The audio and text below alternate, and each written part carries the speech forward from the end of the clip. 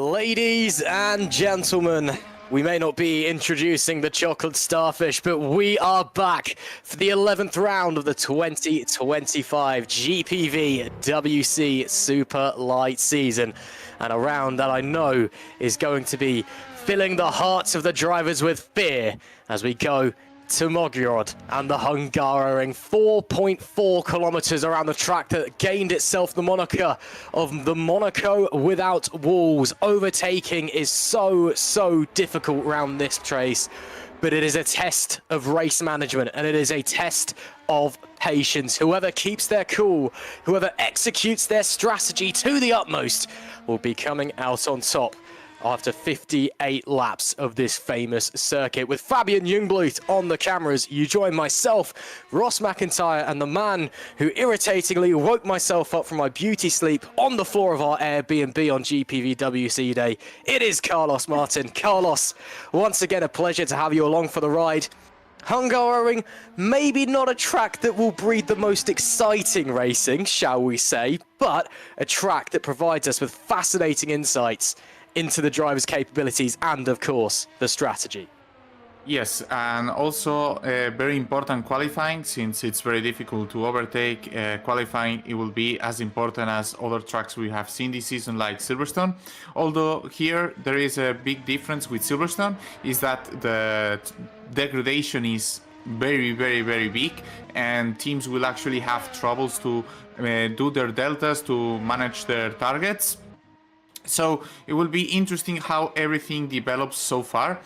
And we're expecting between 2 and 3 stops for tonight. The one stop, unless you start on the medium compound, I don't think is even foreseeable, feasible, and we will see how it develops. We will see the first drivers now completing the first laps. We see Patrick Magnusson topping the charts right now with a 1:15.2.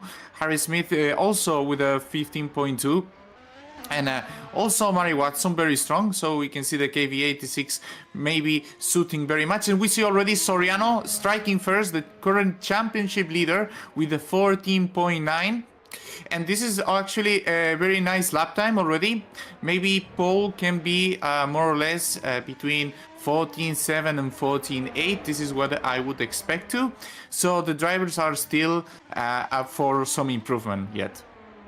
Yeah, still plenty of time to go in the qualifying session. The live stream, due to my incompetency at managing time or technological issues, we did start just after qualifying began, but still plenty of time for the road to rubber in and plenty of time for drivers to improve their lap times. Of course, as always here in GPVWC, private qualifying sessions. No slipstream, no traffic, just you, the road and the car. It is all about proving what you are able to do over a single lap. And who else would it be but the championship leader by only 3 points, it must be said, after swapping places at the last round at Spa. Jose Soriano for Netrex on top, but Patrick Magnusson, we know he's very quick over a lap, 2 and a bit tenths away. Lucas Murno now looking to get started on his first lap in just a short moment for True North Motor. His teammate, hometown hero, Norbert Jakab, not a massive fan of this circuit, unfortunately for him. He's only P9 at the moment, nearly 6 tenths off the pace. But as I said, still plenty of time for things to change. 10.5 minutes left to go in this session. Just a little whereabouts and what's going on in terms of tyre compounds here at Hungary. We are using the softest compound available. It's a bit counterintuitive because it's a circuit that is very degradation heavy. And races often come down to strategy, but it is the C5s, the quickest compound of soft tyres that we have here. C4s for the mediums and C3s for the hards. So that all-important strategy battle just made that little bit more interesting. Nice making his way through the chicane there from Murno. Missed the second apex a bit, but we'll let him off. It's green in sector 1, 2 and a bit tenths off the pace at the moment. Makes his way through winding sector 2. Lots of medium speed corners. You've got to be so patient through that part of the racetrack before you get back on the throttle. Even in a modern Formula car, which just has tons and tons of downforce. Now, final 2 corners, 180 switchback, but too quick, too wide to be considered hairpins, in my opinion, all the way to the grass on the outside. Don't want to touch that. You'll turn into Sergio Perez before making your way onto the start-finish straight. Dump the push to pass. DRS open. Murno goes to P12. decent banker there for the Brazilian, but time to improve. Ambient temperature here of 30 degrees. Track temperature, Carlos, 47. It is hot, hot, hot here in Hungary. Is that something we have to consider going into the race? Well, not even to the race, even in the qualifying, the preparation lap here is very, very, very important. How you prepare this out lap. You want the pressures of the tires to not race too much, and you want the tires to survive through sector 2 and 3. If you push them too much in sector 3, they are completely gone. So it's not like you have to manage the tires, but you need to be very precise. As we see now, Norbert Jakob setting the tone with a very good sector 1, amazing sector 2, probably fighting for P1 with this lap. We'll see the Hungarian driver with True North Motorsport, last Grand Prix winner, going for the last corner of the Hungarian with a time lap of, will be close, P2. Oh, well, sector 2 was not the greatest for the Hungarian driver, with 1.5 tenths off. And we see now Harry Smith with a great sector 1, but not so great sector 2, but is still improving his own lap. Opens the DRS to close the lap in P2, so that makes P1 and P2 for Networks Grand Prix here at the Hungarian, with a not so great sector 3, but it's still an improvement over his own lap. As at the same time, Mechede sets a 15.1. And I think Soriano, with these 2 seconds off in sector 2, is heading to the pits. We see David Krupa with a new engine today, with a very nice pace, sets into P2 for PCCW, just 37 thousandths from Jose Soriano. And this is the best performance we have seen this season from David Krupa. That is a great lap time with 7 minutes and 20 seconds left on the clock for Krupa into second place. Yes, there is a new motor in the back of that car, but Hungary not necessarily a power track. It's more about your aero and how well you're able to maintain your momentum through the medium speed corners over single lap pace. So that's a fantastic, fantastic lap from him. Let's see if he has anything else in his pocket over the remainder of this session. Of course, the 11th round of the 2025 GPVWC Superlights season starting to get into the dog end of the year. And of course, at this track as well, one that requires real grit and determination to perform when the red lights go out.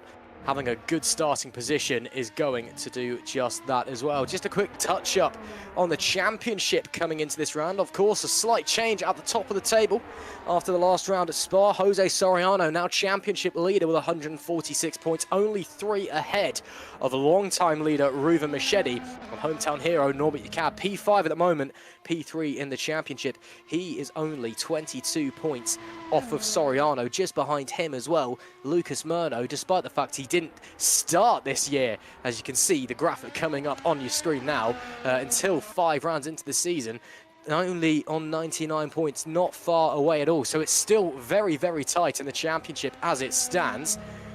Of course, the Netrex car is looking very quick at the moment. Machedi's form has waned a little bit over the last couple rounds, an unfortunate DNF in Germany. But since his last win in Spain, his best result, he was a 2nd in the USA, and then 3rd in Silverstone, and then 2 non-podiums, and that DNF. Meanwhile, we've seen Soriano with a podium, a win, and consistent finishes all throughout, despite his back-to-back DNFs after connection issues in Saudi Arabia and Barcelona. So lots of things to consider championship-wise in this round.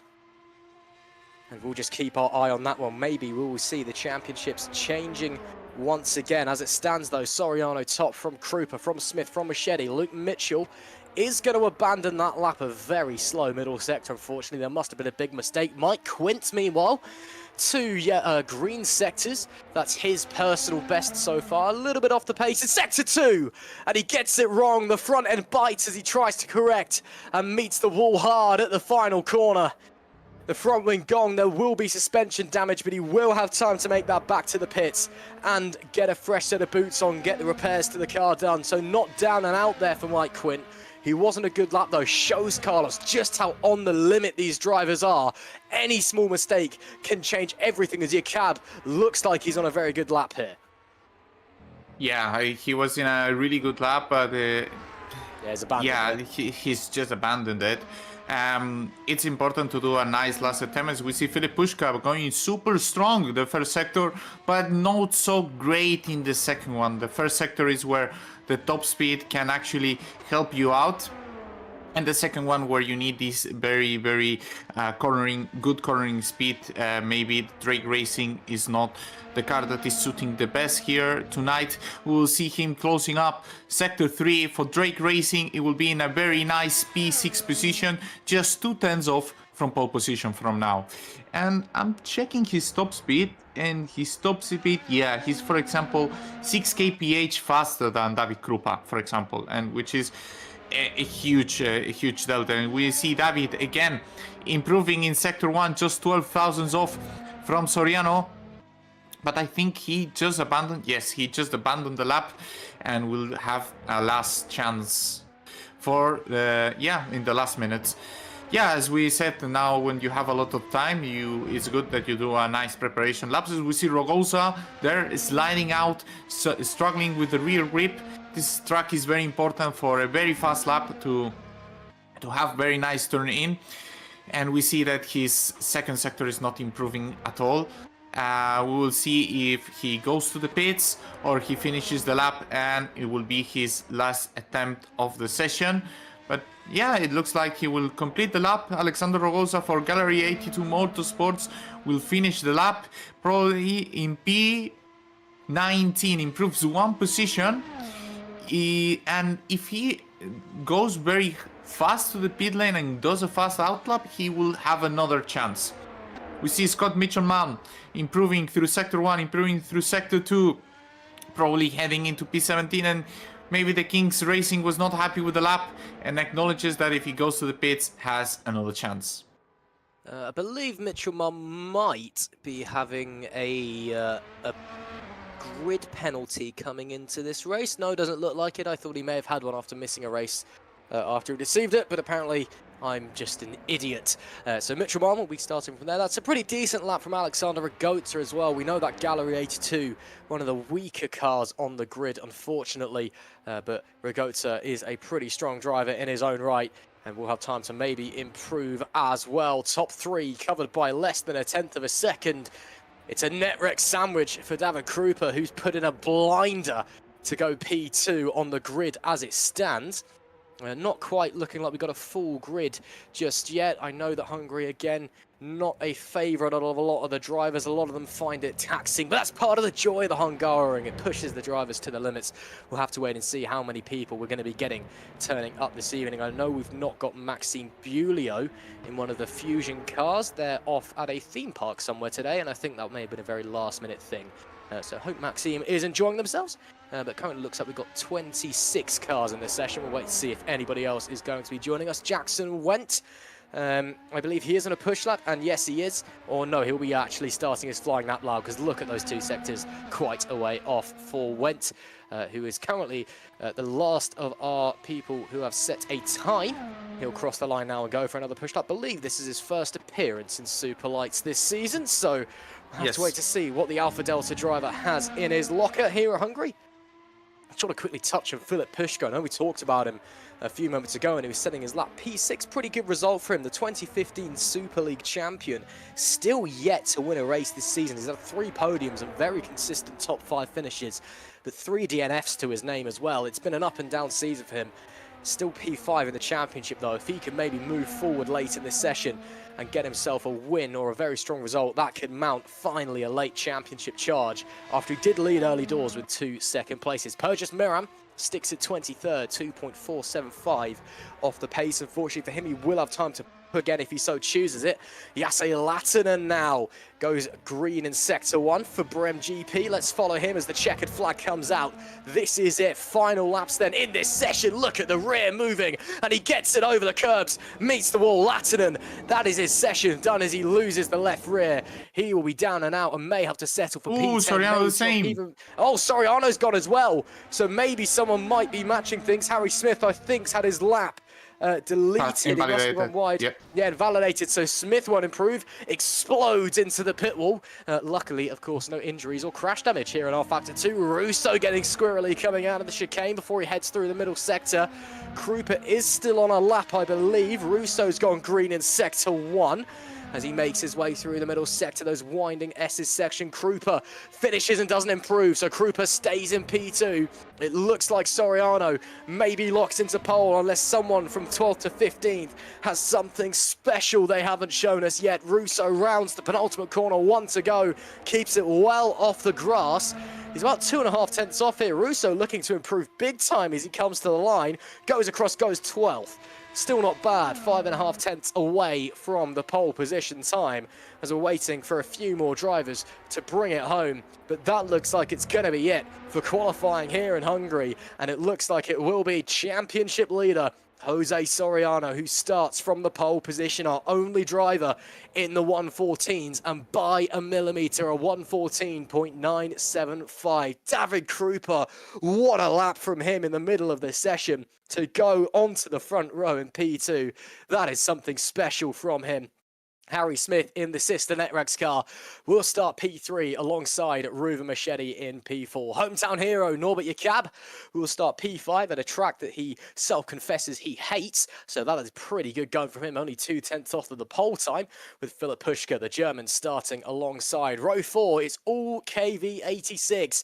The Icelandic driver Patchko Magnusson, we know how quick he is over 1 lap. Let's see if he can translate that into race pace alongside the league's Unk, Amari Watson. He starts P8. Luke Mitchell is 9th. A good lap there from King's Race, and they've been steadily improving over the last couple of rounds. So he'll slide into the top 10 with Yassi Latinen rounding out said top 10 for Brem GP.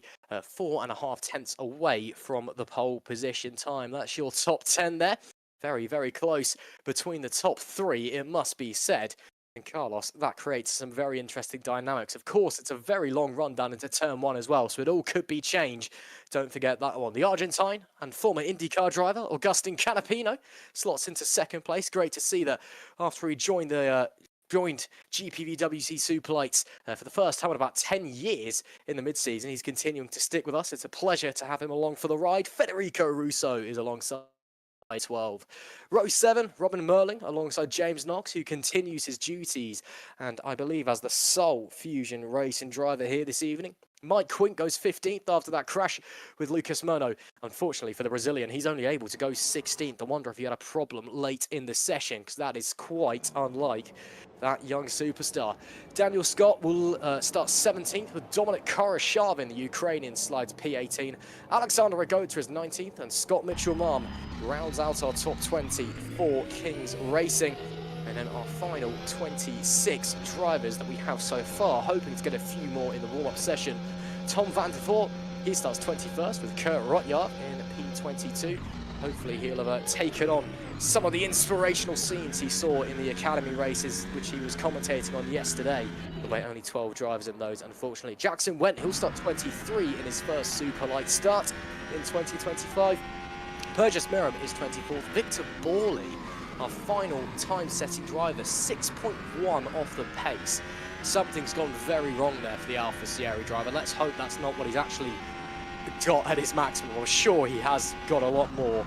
I think he must have had a crash or something. Sander van Leuven, meanwhile, in the other Optimal car, he will start P26, having not set a lap time. So those are the 26 cars we have in our qualifying session. We are hoping to get a few more before the lights go out for 58 laps of racing here at the 11th round of the GPVWC Superlight season in 2025 at the Hungaroring, which people often say is in Budapest. It's not actually in Budapest, it's a little bit outside of Budapest in Mogyorod. And it's the first time we've been here in 2 years as well. Didn't make a visit in 2024. Last race winner here was Owen Mogorgi, who is going to etch their name into the history books alongside himself, Luke Maguire and Liam Duval, our 3 race winners here at the Hungaroring. So Carlos, qualifying done and dusted before we move on to our traditional warm-up piece and start talking about one of our teams. Really interesting qualifying session there, and lots to think about. David Krupa though, what a lap that was. Yeah, that was an amazing lap from the Polish driver, and you know, for Polish people, this track tends to be very special because it's the closest racing track they have to Poland, so they kind of also feel like racing at home. And if you are like you know, 2000s F1 fan, you will know all the Polish flags that there were here at the Hungarian by then. Today, the team to highlight is Alfa Sierra. Alfa Sierra has had a difficult season so far. We have one of the drivers, Dominik Koroshavin, who is like consistently there for Alfa Sierra and the outstanding driver, I would say, from Alfa Sierra. And they have scored a pretty good amount of points, 59. They are in the battle of the last part of the midfield with Kings Racing and a bit further ahead Team Rookie Monsters. But wait, I said Koroshavin. I don't know why I said Koroshavin. But basically they are fighting in this P9 position, and they are doing well. They're scoring every race, but always in the last part of the points.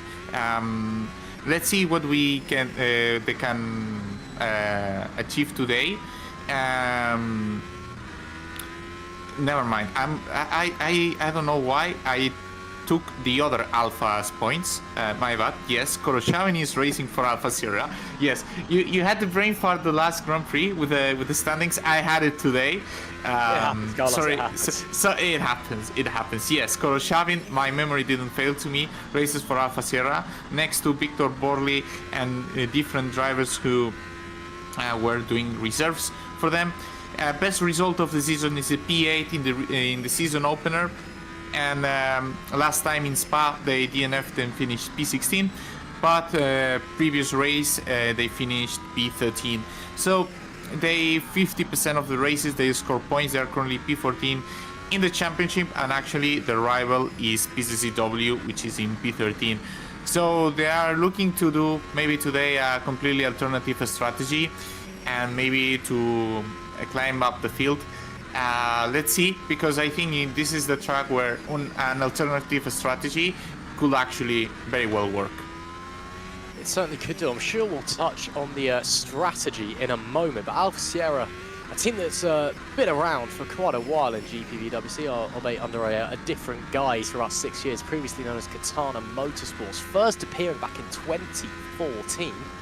And spent quite a while in FS2, then took a little bit of time away before coming back. And went on their way to pick up the FS2 title in 2023 with Luke Mitchell and Massimiliano Riboli as their primary drivers. And then made the jump immediately up to Superlights. As you said though, Carlos, a little bit of a trial by fire last season and this season. And although there's been flashes of pace here and there, again, as you said, that 8th place, that top 10 for Dominik Koroshavin, who's a driver that I've always felt has so much more to offer, but it just never quite clicks for the Ukrainian.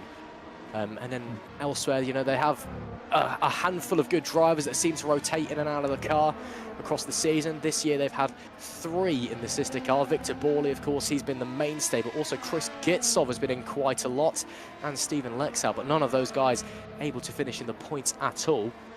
Last year had 8 drivers throughout the season, 4 of them getting points finishes across the season as well. We got not Kasper Koret, should I say.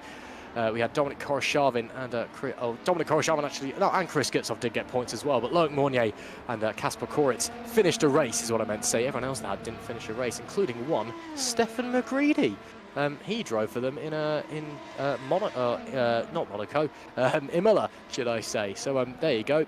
If any of you ever wonder what GPVWC higher-up Stefan McCready can do in a car, it's crash. Although I have a suspicion he got caught in that monster pile-up in lap 1. I know Alex Lowe is probably watching. Yep, you washed. Imola lap 1, Silverstone, Club Chicane final lap, etc., etc. All joking aside, for was Imola lap 2 though? All joking aside. I know because I was the guy behind him, so. Yeah. Another thing to say of Alfa Sierra, unfortunately, this year they are having some issues with the car development. They are the last team in car development, about 117 points behind the most developed car. When I see their car, I don't think it's a car that will 100% suited here. They have quite some drag reduction upgrades, so maybe their chances are more about what it's upcoming in Monza and Mexico. Even though it's a less developed car, if the characteristics actually adapt fairly well to it, you can actually fight very well. Whereas, for example, PCCW is a car that has absolutely no body drag, so it is the perfect track for them, right? It is the only track or one of the few tracks that doesn't matter at all through the whole season how much top speed you have. Absolutely. So that was Alfa Sierra Sim Racing for you, of course, on our season-long quest to talk about all of our teams through the warm-up sessions with 2 minutes and 30 left on the clock in this warm-up. Just before I want to talk about strategy, Carlos, because obviously I know you like a good strategy as much as I do, and this race strategy might be the most crucial one of the whole season. Just want to touch on David Krupa and PZZW. Now, Krupa, again, incredible to stick himself into second place on the grid. That's just phenomenal. Yes, new engine in the back of the car, but it's really not that much of a power track here at the Hungarian. No. Krupa hasn't stood on a podium since 2019 in his Formula Sprint 2 days with Mouse 1 Racing. Also took 3 wins in that season on the way to 6th in the championship. This season, he's only finished in the points twice. He's got equal number DNFs to race finishes. He could be on, not for only the race of his career, quite frankly, at this level especially, and on Hansit, yes, maybe not a podium, but certainly got a chance to pick up some strong points with a fantastic qualifying. But also, it gives a huge opportunity for PZZW to get some massive points on the board. And given they're currently 13th in the championship on 27 points, that could be massive for them moving forward.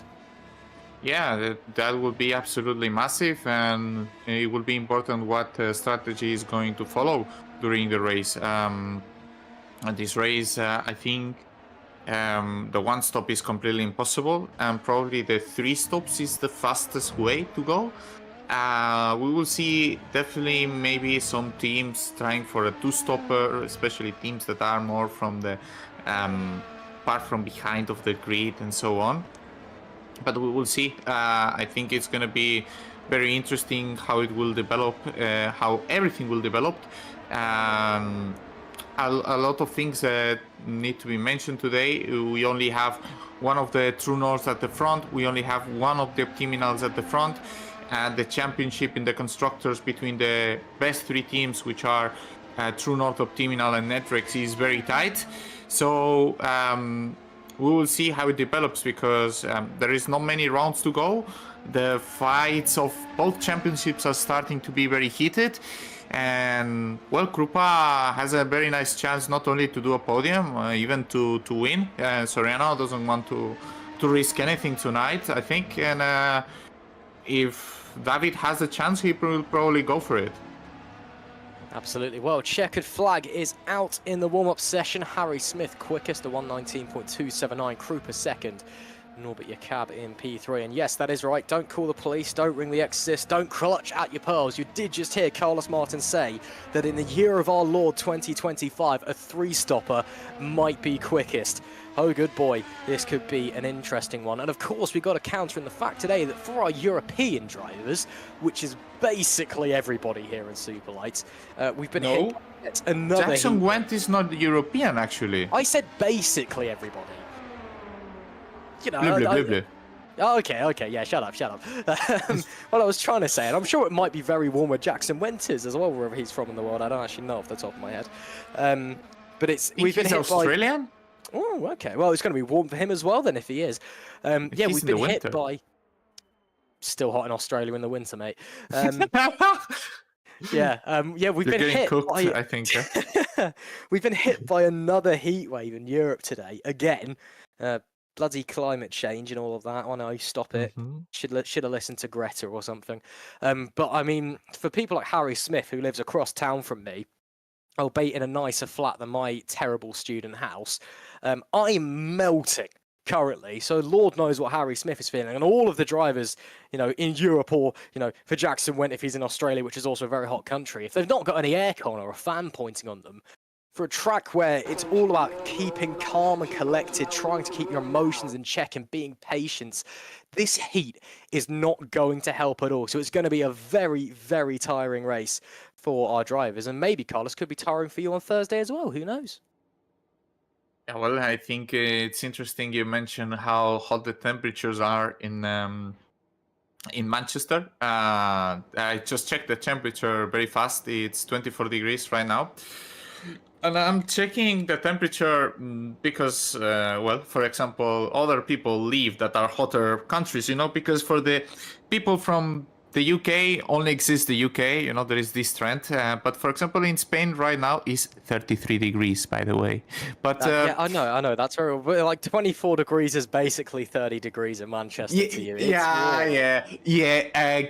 Again. And this is the room. British egocentric system, you know. It's well, first of all, my room faces the sun, and I've got a giant window, and it's an old house, so it's boiling. Second of all, we beat you in the Armada in the 1500s, so shut up, right? Oh, wow. Yeah, you can say that Gibraltar, right, is a part of the UK, yes, and it's very hot. Yes. Yeah, it is. Yeah. Well, anyway, let's focus on the grid start, shall we? I'll do the grid. Jose Soriano takes pole for Netrox GP here at the Hungaroring track. David Krupa in P2 will seek for the race win. Harry Smith P3, Ruben Mercedes trailing in the championship P4. Norbert Jakob P5, Philip Pushka P6, Patrick Magnusson and Omari Watson are locking the 4th row for KV86 Powerhouse. Luke Mitchell, P9 for Kings Racing, Jassa Latanen, Brem doing an emergency driver for them, Agustin Canapino for TTF Racing P11 and Federico Russo P12. Robin Merling, P13, James Knox, P14, Mike Quinn, P15 and Lucas Murno, P16. Will probably start on alternative strategy, we'll keep an eye on that. Daniel Scott P17, Dominic Koroshavin P18, Alexander Rogoza P19, Scott Mitchell-Mann P20. Tom van der Voort P21, Kurt Royarp P22, Jackson Wen P23, Perseus Miriam Kolunak P24. Victor Borley P25 and closing the grid Sander van Leuven. So, tires, I see Lucas Murno on alternative tire. I cannot see if he's on medium or hard. I just know that he's on alternative tire. Everyone who is starting P16 and below is starting with anything. It is not the soft tire. Right now, for I think your goal, as well as everyone is in the in P1, is try to maintain this position to Toll 1, and you have great part of the race managed, let's say, but still tires will come into play. So, what's your bet for winning tonight, Ross? Well, I mean, that Netrex 1-3, Soriano and Smith looking very quick. Your cab, of course, has got hometown advantage as well. I think it's just going to come down to strategy. Who's able to manage their race, manage their tyres, and get that strategy executed. We are missing 4 tonight by the looks of things. No Cass Rietveld for Brem GP. Also missing Michelle Gaukar, I believe. No, we're not missing Michelle Gaukar. I'm being stupid. But we're missing one of the TTF cars. We're missing Maxime Bulio as well. So a couple of drivers down. But it is time to get things going here at the Hungaroring. It's 5 red lights.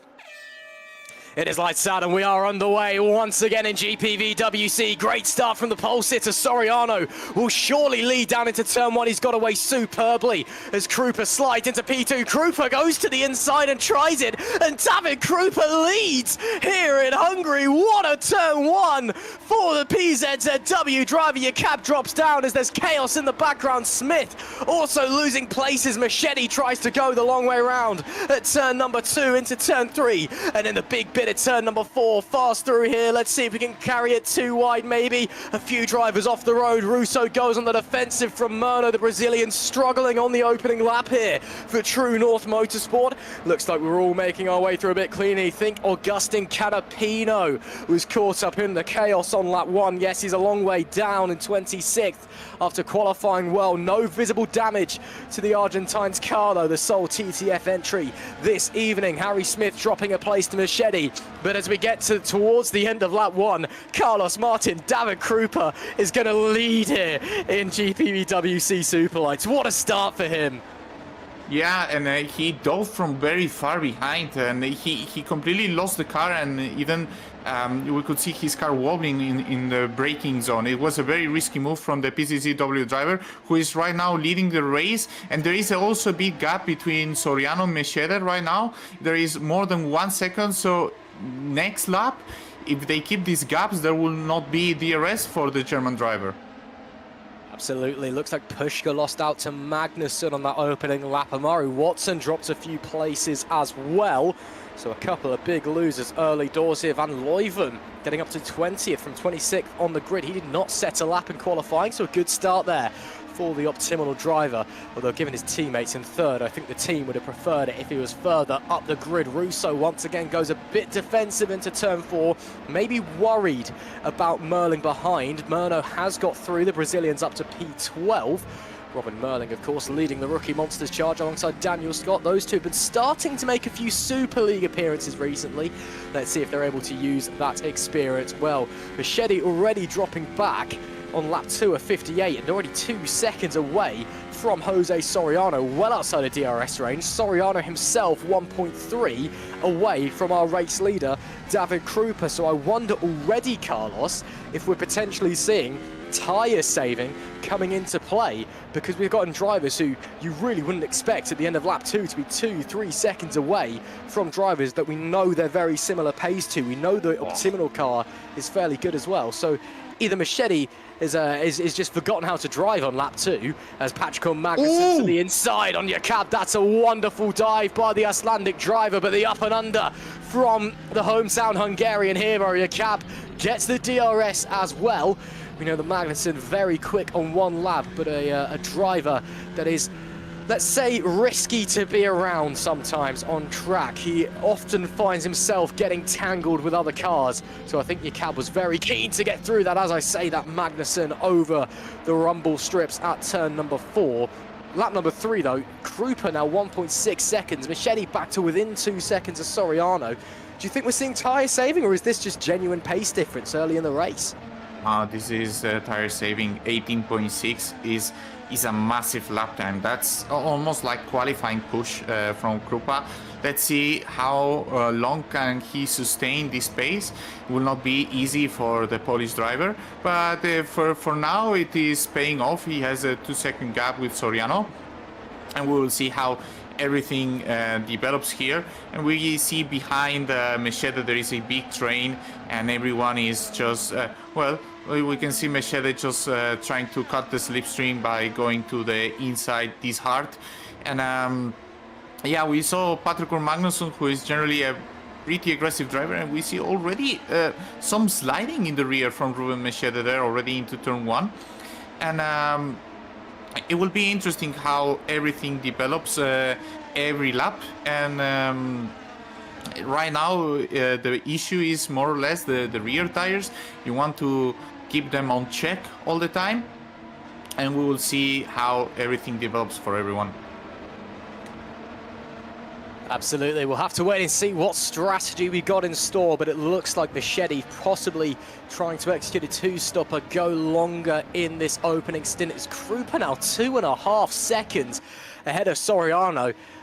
If strategy pace is a thing, Krupa is definitely committing to a 3-stopper early doors. It can work here at the Hungaroring. Of course, everybody raves on and on and on about that 1999 Formula 1 Hungarian Grand Prix, when Michael Schumacher on the 3-stopper basically just doing quali lap after quali lap, despite being slower than the McLarens on race pace, ended up taking the victory for Ferrari. So it's very much possible to go quick in the pace, and then even though you have an extra stop compared to others, come out on top. Let's see what the PZZW team has in store. Let's see what the Polish driver has in his locker. Can he maintain this pace as we go on to lap number 5?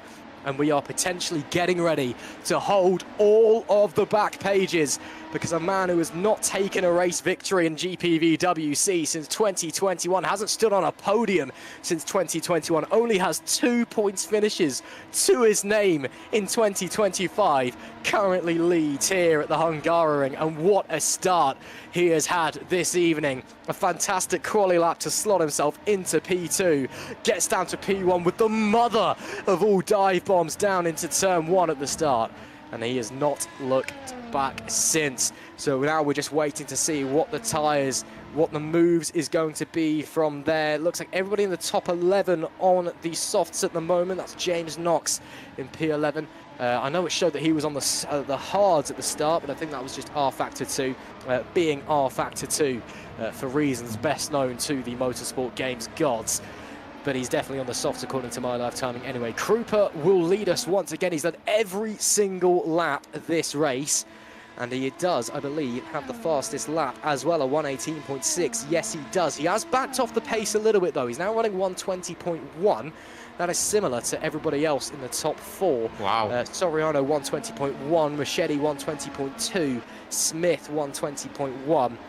And there's a bit of a jump is losing back. a lot of pace. He completely lost the DRS from Harry Smith. I don't know if he did a mistake or something. But last lap was a 120.6 for Jakab. Yeah, but half a second. Oh, as we see a move from Pushka heading into turn 4. This will be very risky for the German driver, and he makes the move. Oh no, there is contact. There is contact here with Patrick Magnusson. That looks like he's starting to struggle with the tires already. He was adding pressure before on Norbert Jakab, who is now struggling, and we can see how important it is to keep the tires on check.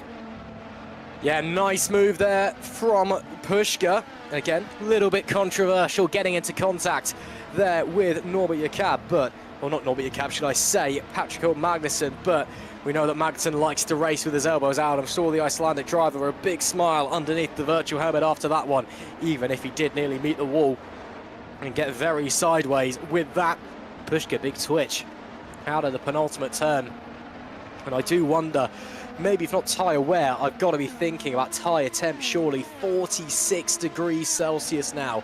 The track temperature, you could basically fry an egg on that if you wish. Magnusson possibly really struggling, goes very defensive to the inside of Mitchell, who's made a confident start here for the King's Racing Car. Magnusson shoves him out wide. Mitchell may get the momentum in the run, though, with that extra room that he's gained. Does have the inside. Oh, they poke front wing to rear wheel. If that was real life, that'd be a puncture for Magnusson as Mitchell then gets sideways.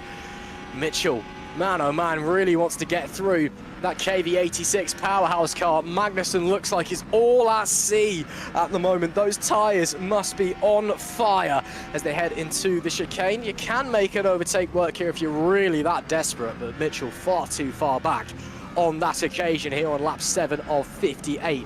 And then you've just got to be patient, got to try and stay within that DRS range. Try not cook your tyres in the dirty air before you get to the main straight, before you get to that DRS zone. And that all-important run down into turn 1, the primary overtaking opportunity here at the Hungaroring. One of 2 Grade 1 tracks now in Hungary, I believe. After we've now got the Balaton circuit as well, which is making its first ever debut of any racing there ever in GPV, in MotoGP in a couple of weeks' time. Yellow flag in sector 2. Krupa's come in. Krupa's come in on lap 8. What? Well, the race leader's going aggressive early doors. David Krupa has come in for a set of softs. Now then, now then, now then. Is that inspired, or is that a mistake, Carlos Martin? No. That is completely intentional. He will not have the biggest of traffics right now. He will have some sporadic cars in the way.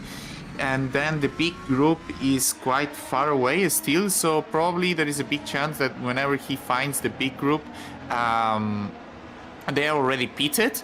so he finds it in his second pit stop. So maybe now is not the moment he loses more with traffic. Although we will see now, just spending this lap behind Perseus Miriam, it will be big time already. As we can see here already, you will be behind in so many corners. You're already behind turn 9, turn 10, 11. Maybe you can do a launch into turn 12 if you are very aggressive. But it's very risky because the chances of having damage and everything is very high, and only by doing this you already lose so much time. Yeah, so questionable decision by David Krupa, but as soon as he has free air, probably will start racing 1.5 seconds. He's on hard tire, by the way. He will start racing 1 second or faster even than the guys in the lead, and he overtakes easy now. It's just push to pass deployment, you overtake Perseus Miriam, you make the move easy, and now next target you have a 4-second gap to run, and let's see how the leaders react to this, well, if they react. Krupa now to 19th, and we'll wait to see if anyone's going to follow him in after boxing from the race lead, obviously deciding to go a bit longer in this second stint. Let's see if PZZW knows something that we don't. Just seen two-time Super League champion David Fidok in the live stream chat saying 4-stop for Krupa, the galactic brain strategy. Well, I don't think they're that brave, but certainly something to consider maybe later on. Good to see you, David. Hope you are keeping well and enjoying the action here at the Hungarian, and I hope, of course, wherever you're watching in the world, you're enjoying the action here at the 11th round of the 2025 Superlights season as well, as that pays Magnusson coming into the pit lane. We expected that. His tyres looks pretty done, potentially a set of hard tyres for the Icelandic driver. Ooh, interesting. Yeah, interesting. Magnusson now going for the undercut, and now maybe this forces many drivers to react to this. Magnusson was one of the drivers with us struggling the most, as we see Norbert Jakob going defensive from Filip Puška. Filip Puška trying to make the move into turn 2, the switchback from the Hungarian driver, but now doesn't have the good spot, but he will try to turn 4, but I think this is over for the Hungarian driver, and he will now rest in P5. We have seen the German driver doing very, very good races with tire management, and this is one of them, if any. This is a race where track position not necessarily king. Again, it's a race that is decided so much by your management and your strategy and your patience. You cab down to P5, hometown hero will have to just sit and follow the German drag racing driver for the time being. Yellow flag in sector 1. No! Cab meets the wall, loses the front wing, nearly takes out Mitchell as well, as they all dive to avoid him, as we pray nobody meets him. Oh my word, Tom van der Voort, how brown are your pants right now? Your cab will make it back to the pit lane. That was nearly our second DNF of the day. We've already lost Scott Mitchell-Mom, unfortunately. Someone else is off as well. Who was that that's gone round? Alpha Delta. It was an Alpha Delta. I think it's Jackson Wendt. Yeah, it's Jackson Wendt who had the spin there for Alpha Delta Racing. Yeah, that curb, if you go too wide, the car clips the ground, and then it's over. As we see Ruben Mercedes looking for attacking for the lead right now into Jose Soriano, which is probably struggling a bit more on the tire end right now. And a German driver, we probably missed it, but I think also Jose did a mistake because he did a 30.1 in sector 1, whereas most of the field is doing 29.4, 29.5. So yeah, probably a mistake from the Spaniard driver, and this is the fight for leading the championship in the driver standings. And we will see who pulls the trigger first, if it's Ruben Mercedes, if it's Harry Smith, because it would be a great opportunity to set Harry Smith between the two drivers as well. So let's see if there is anything triggering right now in this very lap. It looks like Jose Soriano doesn't enter, but Ruben Mercedes does. Ruben Mercedes heads into the pit, trying to trigger the undercut right now. Ruben Mercedes, it will be a critical pit stop. Let's see where he lands at. By my calculations, he should be in clean air by quite a bit. Yeah, medium. Oh wow, mediums. So mediums tells me that it should be a 3-stop. We also see Puška pitting now, and we will see what tire he goes for. We don't know yet. We're yet to load. But yeah, for sure, Ruben Machete is right now on free air. And probably I think Netrex did a tactical mistake here to not pit one of the drivers. Probably it was more the turn for Jose Soriano if he was struggling. Now, it's not only important to keep the position with Ruben Machete, it's let's see where they land at compared to the rest of the field. Yep, got another DNF as well. Robin Merling dropping out as well as Norbert Jakab. Unfortunately, the Hungarian will not see the checkered flag at his home race after that incident earlier on. By the sounds of things, Merling had a clutch issue and the engine decided to go bang, so probably somehow found neutral or first gear. Real shame for him. Soriano does now box. Does Smith follow him in? I don't think he does. So Harry Smith will take the race lead for the meantime. Soriano in. We'll wait to see what tyres he goes on to. Krupa, though, is back in the net race lead in P7 as it stands. Bit of dirty air ahead of him, but using that mega undercut onto the hards and using those hards well in the clear air. Hard tyres for Soriano, so goes opposite Machete on the mediums. So now we do have strategy battles on our hands on lap 13 of 58 with 23 drivers left in this race. Smith, Watson, Mono and Van der Voort yet to box as Koroshavin comes in. So Krupa now up to 5th place. He's got about a second and a half to Van der Voort in P4 ahead. And crucially, about 5 seconds back to Ruben Machete. So Krupa and PZZW, we were a bit confused at the time, but turns out that early stop, they have played an absolute blinder coming in early. Let's see how long they can make those tyres last and if their strategy is potentially going to give them a race win here. Smith will surely be coming in at the end of this lap for Netrex GP. He's only 5 seconds ahead of Amari Watson, actually losing a bit of time, so those softs must be absolutely ripped to shreds as he rounds the penultimate corner. We'll surely be seeing him dart off to the right-hand side and into the pit lane. Yes, he does. The Briton comes into the pit lane from the race lead, and we'll wait to see what tyres he goes out on. We'll probably be coming out in around about P8, I want to say, if my quick maths is anything to go by. Let's follow Smith into the pit lane on board and see what rubber he stacks on. If R Factor likes to let us know, and it's hards for Smith as well. So the Netrex boys going long in this second stint compared to Machete. Again, Krupa also on the hards, but he boxed about 5 laps earlier, maybe 6 laps in fact, than everybody else really. So he will have to box earlier, going on to his second stint as Pushka. No, there is a contact there. That was Smith and Magnussen. Yes, that was Smith and Magnussen and Smith and Pushka. They were fighting for position there, and then the contact from Magnussen made Harry to lose the position with the German driver.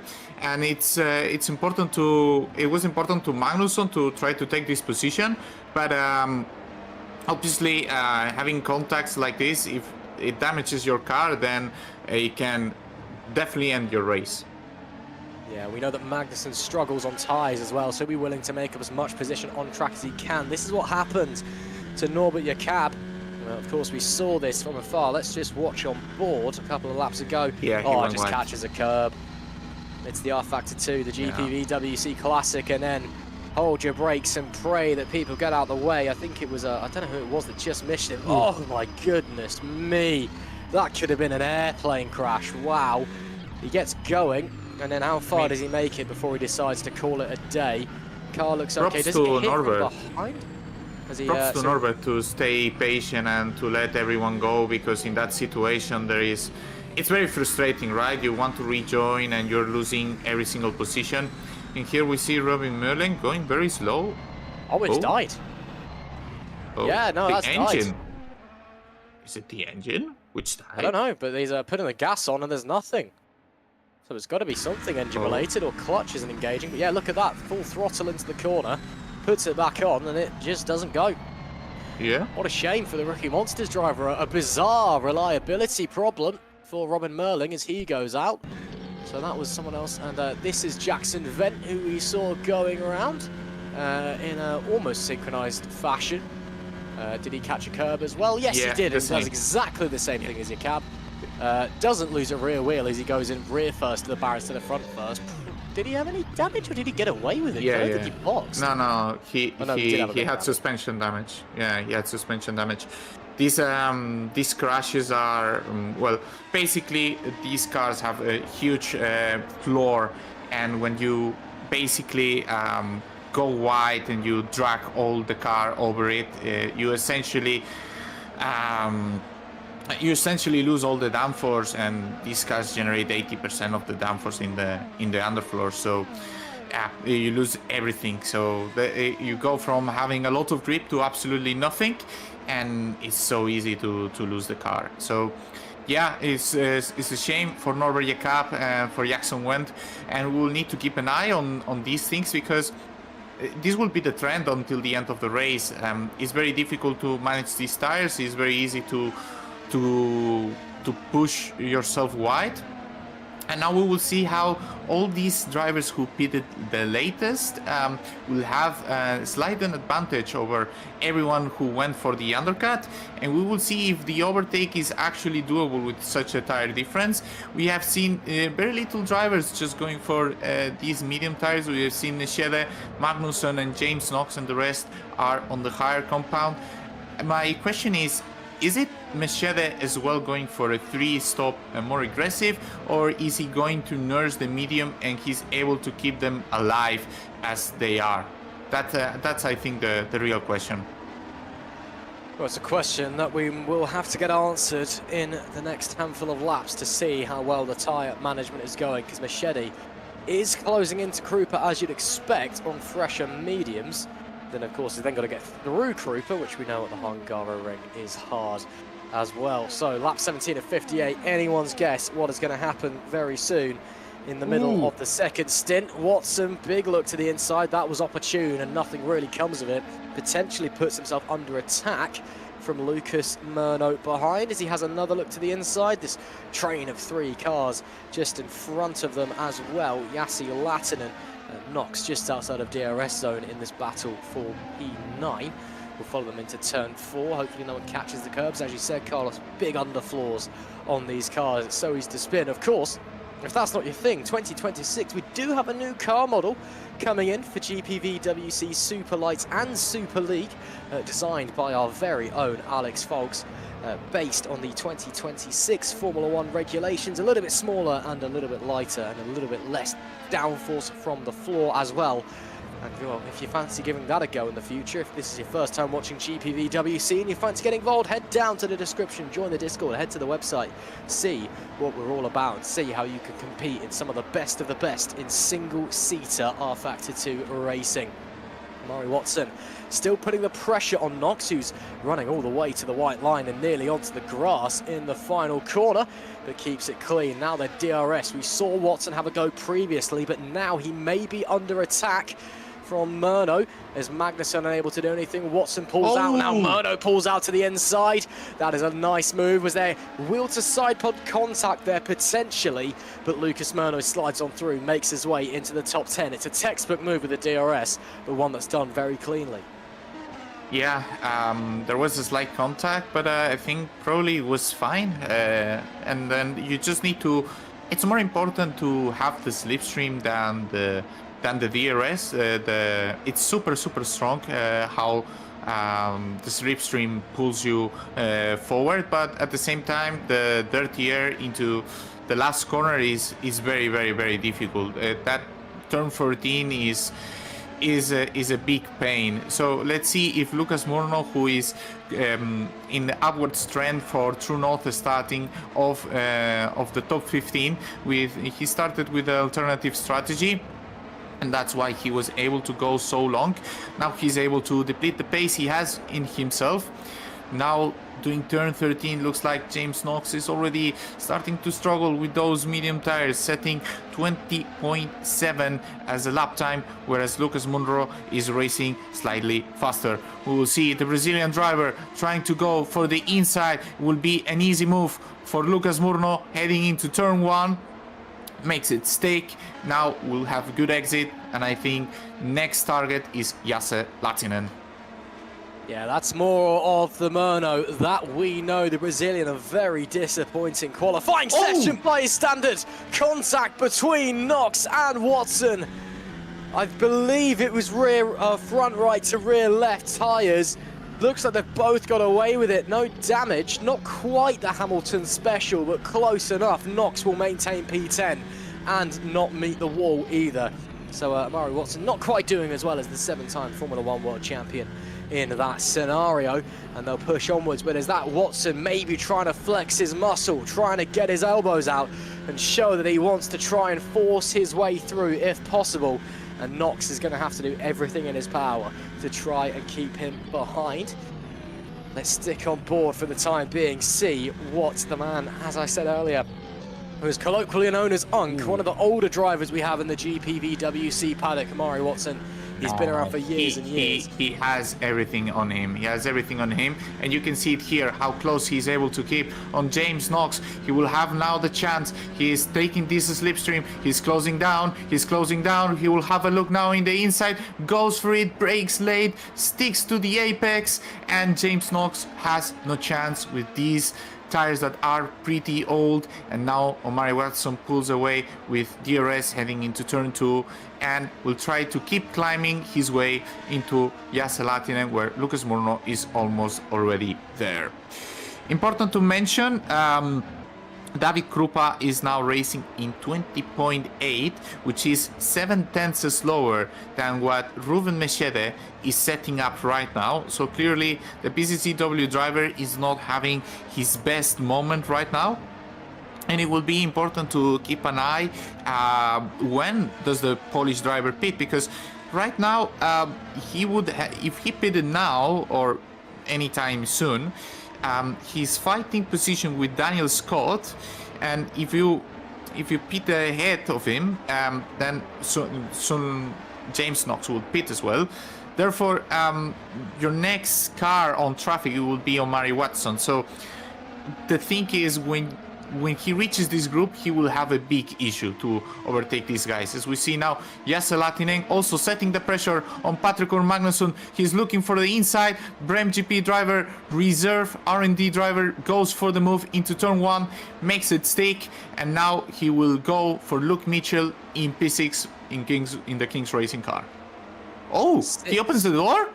Oh, almost. Oh, I was surprised because it was like almost an invitation to stick the nose in there. Certainly had a look anyway. We've had 6 different race winners so far this season in GPVWC Superlights, and many of them surprises as well. Could David Krupa make it 7 here at the Hungaroring and take his first GPVWC win since 2021. What a story it would be for the Polish driver, but he could be under big pressure very, very soon from Ruben Mechede. And meanwhile, Lucas Murno continues to pile the pressure on. Patrick Magnusson is next in his sights as they head into the final couple of corners. The Brazilian, I'm sure, will be wanting to make quick work of the KV86 powerhouse machine. But time will tell if he's able to do so. Change for the lead. Into the lead.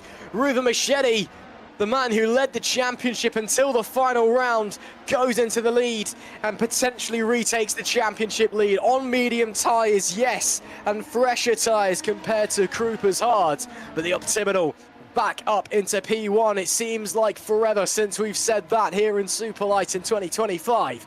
But Ruben Mechede back into the lead of the race. How long can he make those medium tyres last? We're on lap 22 of 58. We are expecting 2 more stops from the vast majority of the field. And I tell you what, Carlos, Jose Soriano in P3 ain't far away either right now. Yeah, it's important for Soriano to overtake the PCCW driver as fast as you can. Mechede did amazing because the first chance he had, he went for it and he didn't lose any time with it. So it's either it's on Krupa's side, do you pit, do you keep yourself on track like this? Because you're clearly not having the greatest pace right now, and it's weird that you did so little laps on the hards and you start struggling so much already. And we can see Jose Soriano being close, but he will not be in attacking distance, I think. Although he will try. He's closing so much. I don't think he will try. Oh, he goes for it. Goes for the inside. This is crazy for the championship. And he makes it stick. He turns tables from the dive he did in lap 1 in turn 1 from the race start. And now Jose Soriano, this move was critical for the race, because if Jose doesn't make it and loses one entire lap behind Krupa, it is an entire second he needs to recover from Ruben Mechede. What a move, Ricciardo-esque on the brakes. The warp speed was activated for the championship leader. Don't you ever tell me the Hungaroring is boring. What a race we are bearing witness to tonight as Krupa gets it slightly sideways coming through the chicane. I think, judging by the state of that front right anyway, the hards on Krupa, which again are quite old. He boxed about 5 laps before any of the front runners starting to run out of juice, and I don't think he'll be far away from a second trip into the pit lane, probably for another set of the hard tyres. Yes, it may have been an inspired move to get back into the lead as he does dive in straight away, but he's now offset himself. He's got to carry those tyres further than anyone else. Let's see if he can come out in a good spot and use the clean air to his advantage. It will be neck and neck with Scott. It will be neck and neck with Scott, and it's critical to David to be in front of Scott. For sure, he will be behind Quint, and after Quint, you overtake Quint, and he will have cleaner for 5 seconds. And let's see how it goes to catch up the rest of the group. But I think, yeah, it is behind Daniel Scott. Yes, it is behind Daniel Scott, so he will have 2 seconds to recover, more or less, to catch them, and then we will see if it's any good. I'll have to wait and see, but yeah, right now, Krupa, that early stop may be starting to go against him on lap 24 of 58. We'll have to see how far he can take this set of tyres, what the pace is going to be like, and what the other drivers up the front of the pack, your Mechedes, your Sorianos, your Pushkas, your Smiths, are going to be able to do. Luke Mitchell's up to 5th place, by the way. Don't know if we noticed that one before, but the King's Racing driver, phenomenal from him. I know I said earlier on that King's Racing have been very quietly on the up recently. They're currently P10 in the championship. And Mitchell, yes, he's been very consistently in the top 10 this season, but ever so recently, especially just looking quicker and quicker and quicker, is that squad. So Luke Mitchell, once again, doing a fantastic job. And let's see what he's got. Soriano is very close to Mechede. Soriano is very close. Yeah, he's... yeah, these hards are starting to pick up the pace right now. And the question is, what is Mechede going to do until the end of the race? There is still a long way to go, 33 laps. I don't think from here you can navigate with the hards until the end. So if he's foreseeing to, you know, to pit anytime soon, it is 100% a free stopper. But we will see, because right now it looks like the Networks driver can actually go for the attack, and you cannot sleep on it because Pushka is coming behind with Harry Smith, and probably Smith cannot unleash his full pace because of, you know, otherwise he will have been in front of Pushka. He has fresher tires than Pushka, and this is important for the race win. And yeah, Mechede needs to keep Soriano behind if he wants to win this race. This is the critical moment of the race. Well, let's see what Soriano's got. Oh, look at that Mechede, super defensive, already trying to break the toe. He can't move again, or he'll get a penalty. He does move again. That could be heading to the stewards afterwards. Soriano forced to the outside. Can he stick with it? Not immediately. Maybe the up and under, but no. Mechede, punch of push to pass, trying to get that rear tyre traction going. And once again, fantastic defending into turn number 2 from Ruben Mechede.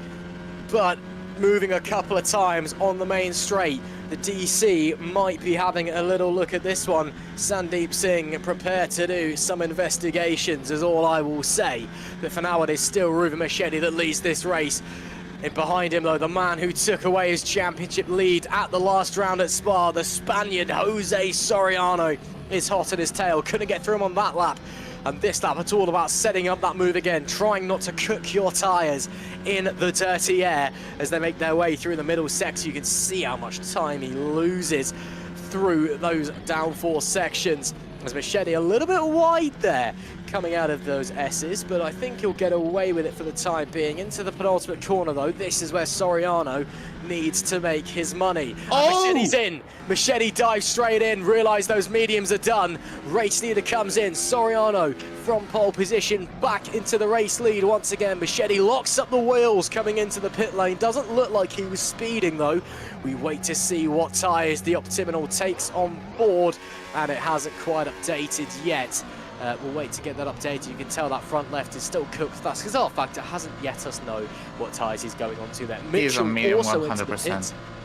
He's a medium. He can make a medium this time and medium the last one, or even soft the last one with this. But he lost the track position with Krupa, and now I don't think Krupa will make it easy for the German driver, as we see Krupa diving the inside on the Lunar driver on Mike Quinn, taking E7 for himself. And this is important because right now they will find some drivers on the older tires, and it's important when they reach those drivers. You don't want to reach them at the end of Sector 1, because then you will just struggle so much behind them all the Sector 2, unless you want to dive in the chicane, which is extremely risky, or you want to dive into turn 12, which is not that of a big braking zone. And we see Harry Smith also being super close on Filip Puška, who goes to the pits as well. Oh wow, so the German driver is switching to a 3-stopper, because from here I don't think he can actually manage this. Oh, laps on a set of hards. It's not gonna happen, no chance. No chance. He has done like what, 16 laps with the hards right now, and we know how good. Yeah, he has done 15 laps with the hards. So he just thought that maybe these are not the tires that are working for him, and he's just heading back to the pits. Somebody ring up Pirelli and tell them to take note. 3 stoppers galore here in the Hungaroring, and it's saying it's a set of softs for Filip Puška. I don't believe that for a second. We'll wait to see what tires. I think he might be on softs, you know. If he is, I mean, the front left was, yeah, he is on soft, so it's updated now. Oh yeah, my word, Filip Puška. I think he can do soft medium until the end based on what he did previously. There is 30 laps to go, yes. He can do 11, 12 laps on the soft if he nurses the soft tires. If he pushes them, I don't think he will last very long, to be honest. And let's see how he manages this. I'm very surprised, because he only did 4 laps more on the hards than what he did on the softs, to be honest. It may have been a strategical decision. He may have just been going, yeah, I can go longer on these tires on those hards, but just looking at the pace, looking at how we want our race to unfold, maybe the engineers at Drake Racing have made the call saying, come in now. We believe that stopping now is quicker, even if you do have time left on those tyres, as Mike Quinn comes in for Lunark, and he'll be getting rid of those hards for a fresh set of boots. And we'll wait to see what tyres he goes on to. Still only 3 DNFs in this race. That's Norbert Jakob, Robin Merlin, and Scott Mitchell-Marm. And looks like another set of the hard tyres potentially for Quinn. We'll wait for those to update as well. And now they have updated, I believe. No, they haven't, not quite yet. You can still see there's a slight flat spot on the front right. We've got to wait for our Factor 2 to be nice to us and actually show us what tyres he's on. Amari Watson's up to P5 meanwhile. Again, running very long is the Englishman, but doing a good job so far. And again, a driver who kind of came into Superlights halfway through this season. He's spent years and years here in GPVWC, jumped around all of the leagues and then some. He's a race winner basically everywhere, I think. And decided he'd have enough of the Formula Sprints, and it was time to jump back up into Superlights. And he's been doing a very good job so far. And again, in this race, I think KV86 as well, another team that's been on the up in the last couple of rounds. Of course, Patrick Magnussen, very quick driver over 1 lap. And he's been putting in some impressive performances in qualifying, especially this season. But in this race, running very, very well is that squad. As was that someone diving into the pits I just saw? I believe it was Yassi Lattinen. Yes, it was. So the Finnish driver comes in for Brem GP. And he'll stick on a fresh set of rubber as well, potentially a new set of hards. Again, we'll get that confirmed to you as soon as the game wants us to update it. As Krupa and Machete, this is for the net race lead, as Soriano and Smith still haven't boxed. And Machete onto the back of the Polish driver. Can the German try and find a way through as they head up into turn 4? This would be really brave if the Optimal can squeeze something. I don't think he will. Yes, makes the smart decision to back out of that one. What that means is he then has to sit in the dirty air of that PZZW car for the rest of the lap, which could wreck his front tyres. Yeah, well, I mean, it's not about he wrecks the front tires. He has clearly more pace, and it's just basically one lap less of advantage that you have over Soriano and Smith that are trying to go longer. And here it's very clear, they are trying to go long, and they're not, they are very likely to go into two-stopper, and probably Murno is also in a two-stopper. So Machete wants to go through as soon as possible. He doesn't want to stick here behind, because the more laps he stays here, the more time he's losing. He's staying very close to the Polish driver. Polish driver will not make it easy for the German one. He's closing up. We have seen PCCW is the lowest top speed on the field. He goes side by side racing. They go defensive. They are still fighting for this position into turn 1. David Krupa is still on the inside for turn 2. He doesn't have the DRS. Will have it a very difficult moment to keep the position here. And Ruben makes it through. Ruben Machete goes through the PCCW driver and takes this 3-stop leading position right now. And right now he needs to overtake Omari Watson, if I'm not mistaken. Yes, he does. And then he will be almost clear for the whole race in terms of traffic. And he will have just a clean race until the end. The gap he has until the race leaders is 16.4 seconds, so he still needs to recover a big ground. I don't know where he will try to make the move. Maybe he tries turn 12, although turn 12 is just a bit crazy. I think he will just wait for turn 1. They just go for turn 12 now, heading into turn 13. And now it's very important to stick close into turn 14. Well, different racing lines from both drivers, from the British and the German driver, and I think it will be an easy pass for the German driver.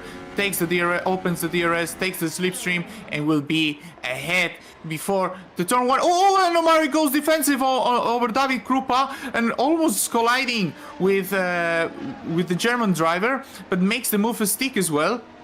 Omari Watson doesn't want to give anything for free this race.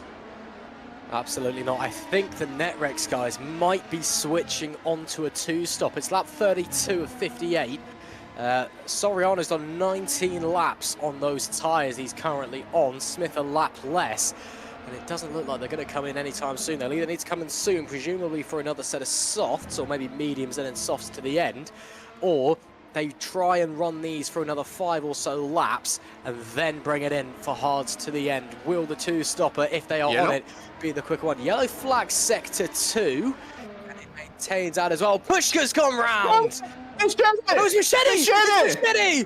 Ruben Machete's lost it! Coming through the middle sector! Just when he got up into 4th place and potentially into the net race lead. What has happened to the German? As we follow him round, he goes into the chicane. Does he just bite the curb?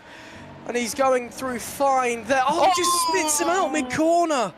Too much speed in and the rear dumps him. This is so bad, because basically when you take the outside curb on entry, heading, I think it is turn 8, I think, basically the car slides out a lot, and you need to try to recover to the tarmac before you commit to the corner, and otherwise it is very risky that the car does this. And now he finds himself very, very, very far away. He lost 7 seconds to David Krupa, and this might be game-changing for the race winner tonight. And that's going to have shredded his tyres as well, so Machete may need to reconsider strategy. It's not a schoolboy error by any means, but it's one that was so sudden, one that you wouldn't expect from the German. Oh man, this race has just flipped on its head. On lap 33 of 58, Machete spins David Krupa now clear in P4 on better tyres, and Soriano still not boxing, so I am fairly certain the Netrex guys are committing to that two-stopper. Brief yellow flag in Sector 3 goes away as quickly as it arrived. As Wendt comes into the box from 20th place, he's now a lap down. And then a yellow flag in Sector 1 as well, very, very quickly. Lots of yellow flags. But man, what a shock for Ruva Machete. The kind of mistake you never see from a driver of his caliber. And could that be race defining? Could that be championship defining down the line as well? Of course, led the championship for most of the season, did the German, until the last round, where Soriano, our current race leader, now has the advantage by 3 points in the driver's table. If they finish as they do, that gap goes up by quite a lot, but again, there's still a long way to go in this race. There's still strategy battles to be had. The virtual pit crews are going to be put to the test here in Hungary in the European heat. Oh boy, this is turning out to be an absolute barnstormer here at round 11 of the 2025 GPVWC Superlights season. And Soriano making his way through some lap traffic here. It's the other way. It is the other way. The driver behind it has a new set of tires and is faster than Soriano. Soriano. He's unlapping himself, I see. Yeah, it's unlapping himself. You have the right to unlap yourself if you do it cleanly. I think Harry Smith's coming in. Yeah, Harry Smith is coming in. Yes, and this is more or less the range, and maybe they should have pitted Soriano this lap, because then you don't lose the time with this lap car. That I'm not entirely sure who it was. I think it was one of the Alfa Sierras. Probably it was Victor Borley who was unlapping himself. And now it's clear Harry Smith will try to go till the end. He will need to clear probably some traffic, and it's important the pace he sets up right now. He needs to set up good lap times, because later on they will Krupa, Pushka, they will be catching up on him. And as we see, Pushka already has overtaken Murno, same as David Krupa, and this is the real gap with Soriano, 10 seconds. The pit delta is 22 seconds, so they recovered halfway. And we can expect them to pit maybe in some laps. I expect Krupa to pit more or less in 5 laps. So basically, Soriano will have 5 laps to pull away as much as he can, and then manage this gap he will have with Krupa.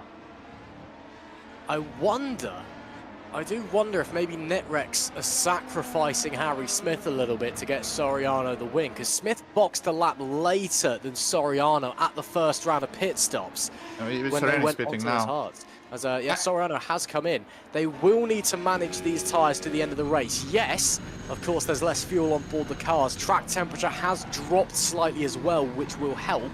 And of course, less fuel, less weight. It's less strenuous as Murno locks up all 4 coming into the box. But the Netrex guys, they're going to have to really manage those tyres if they are going to the end. So Krupa then in the lead, but only half a second ahead of Pushka, who's, after Machete's spin, suddenly emerged as a real challenger in this race. Krupa, of course, his box time slightly offset. He's been boxing earlier than everyone else.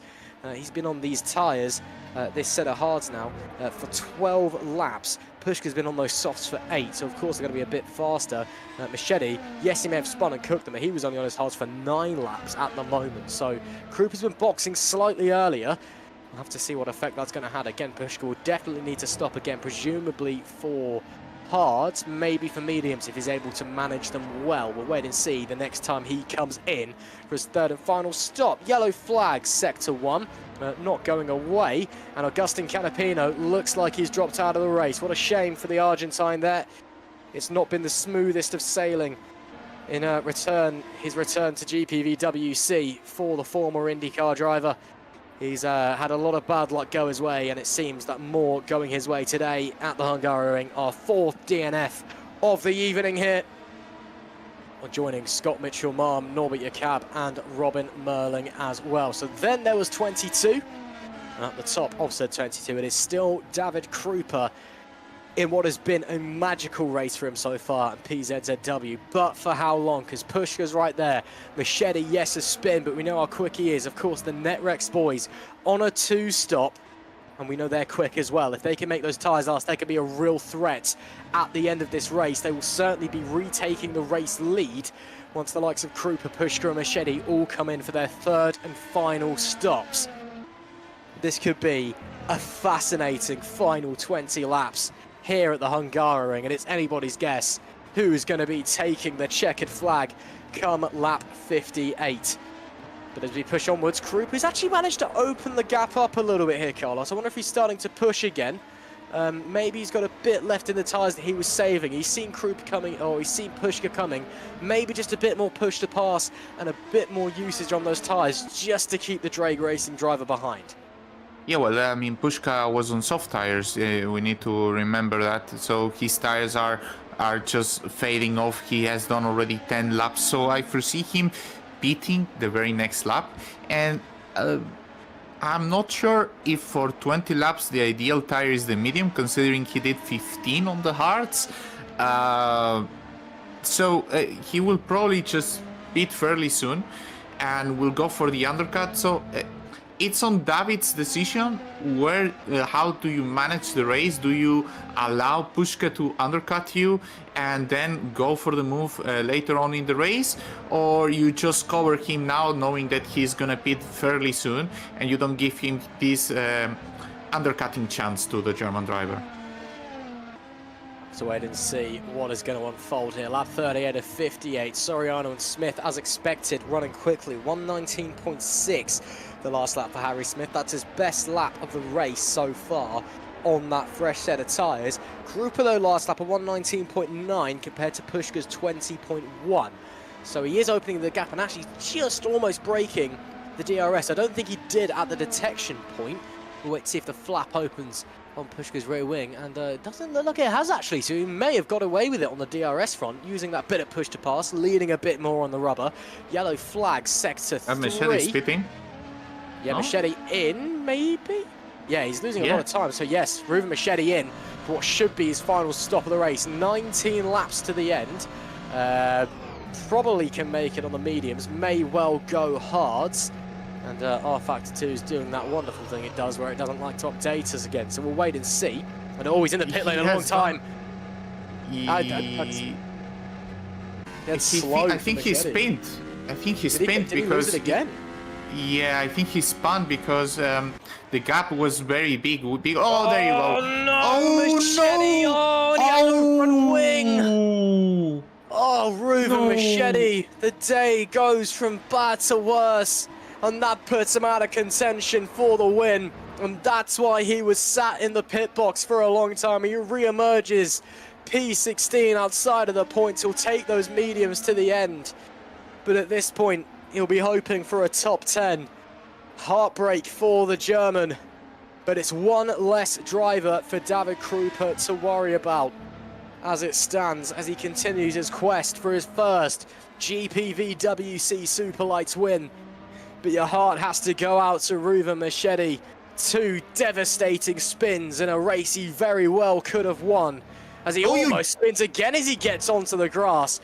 And I wonder if the heat, if the frustration of the Hungarian... Soriano overtook Mitchell. Get to him. Soriano overtook Mitchell, which is an important overtake for the race lead. And now Harry Smith needs to do the same. They need to pull these overtakes. You cannot wait until Mitchell pits because you need to, these laps that the tires are fresher, to cut the gap that Krupa and Pushka were able to grow up in these laps that they went for the massive undercut.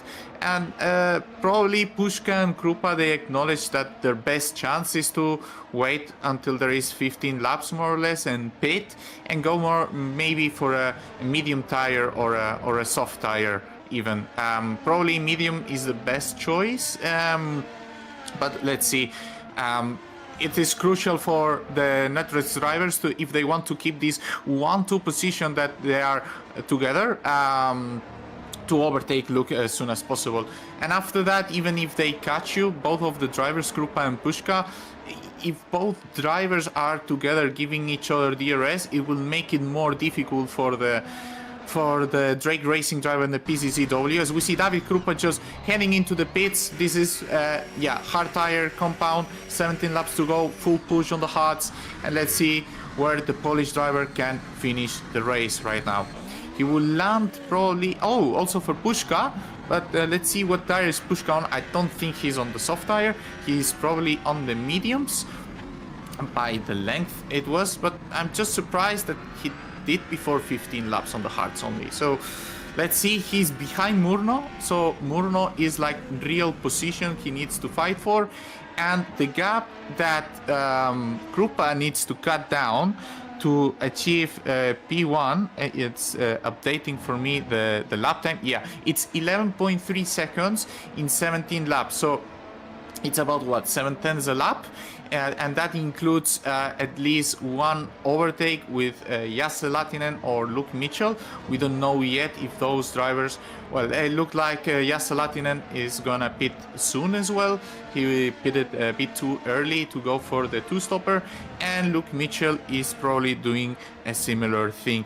Luke Mitchell did 16 laps on the hards before, and he has done 14 now, so we are probably seeing him to pit this lap or the next one. Yeah, I don't think it'll be too long before Mitchell and Latinen come in. Soriano's last lap, 19.5. Harry Smith's at 19 dead. Let's see what Krupa's got. And Krupa's just set a fastest final sector on his way out of the pit lane. So we'll have to wait and see. Again, we know that Soriano and Smith will be needing to do a bit of tyre saving. Even if no! Really doing it! Quinn almost round and nearly collects Magnussen. Wow, that was tight between the pair of them. Mike Quinn, who's having a silently great race in P8 for Lunark. He's got a huge pressure from behind in both KV86s, but holds on as Magnussen had to take avoiding action on lap 42 of 58. Mike Quinn, man oh man, that was tight. Has yet to stop for his final pit window as well, so he'll be coming in. Those tyres probably feeling a bit. 13 laps on those mediums he's done, so he'll still need to come in presumably for a set of softs if he can get another 5 laps out of them like he did on the previous set of mediums he did. Or that may have been hards actually, I'm not sure.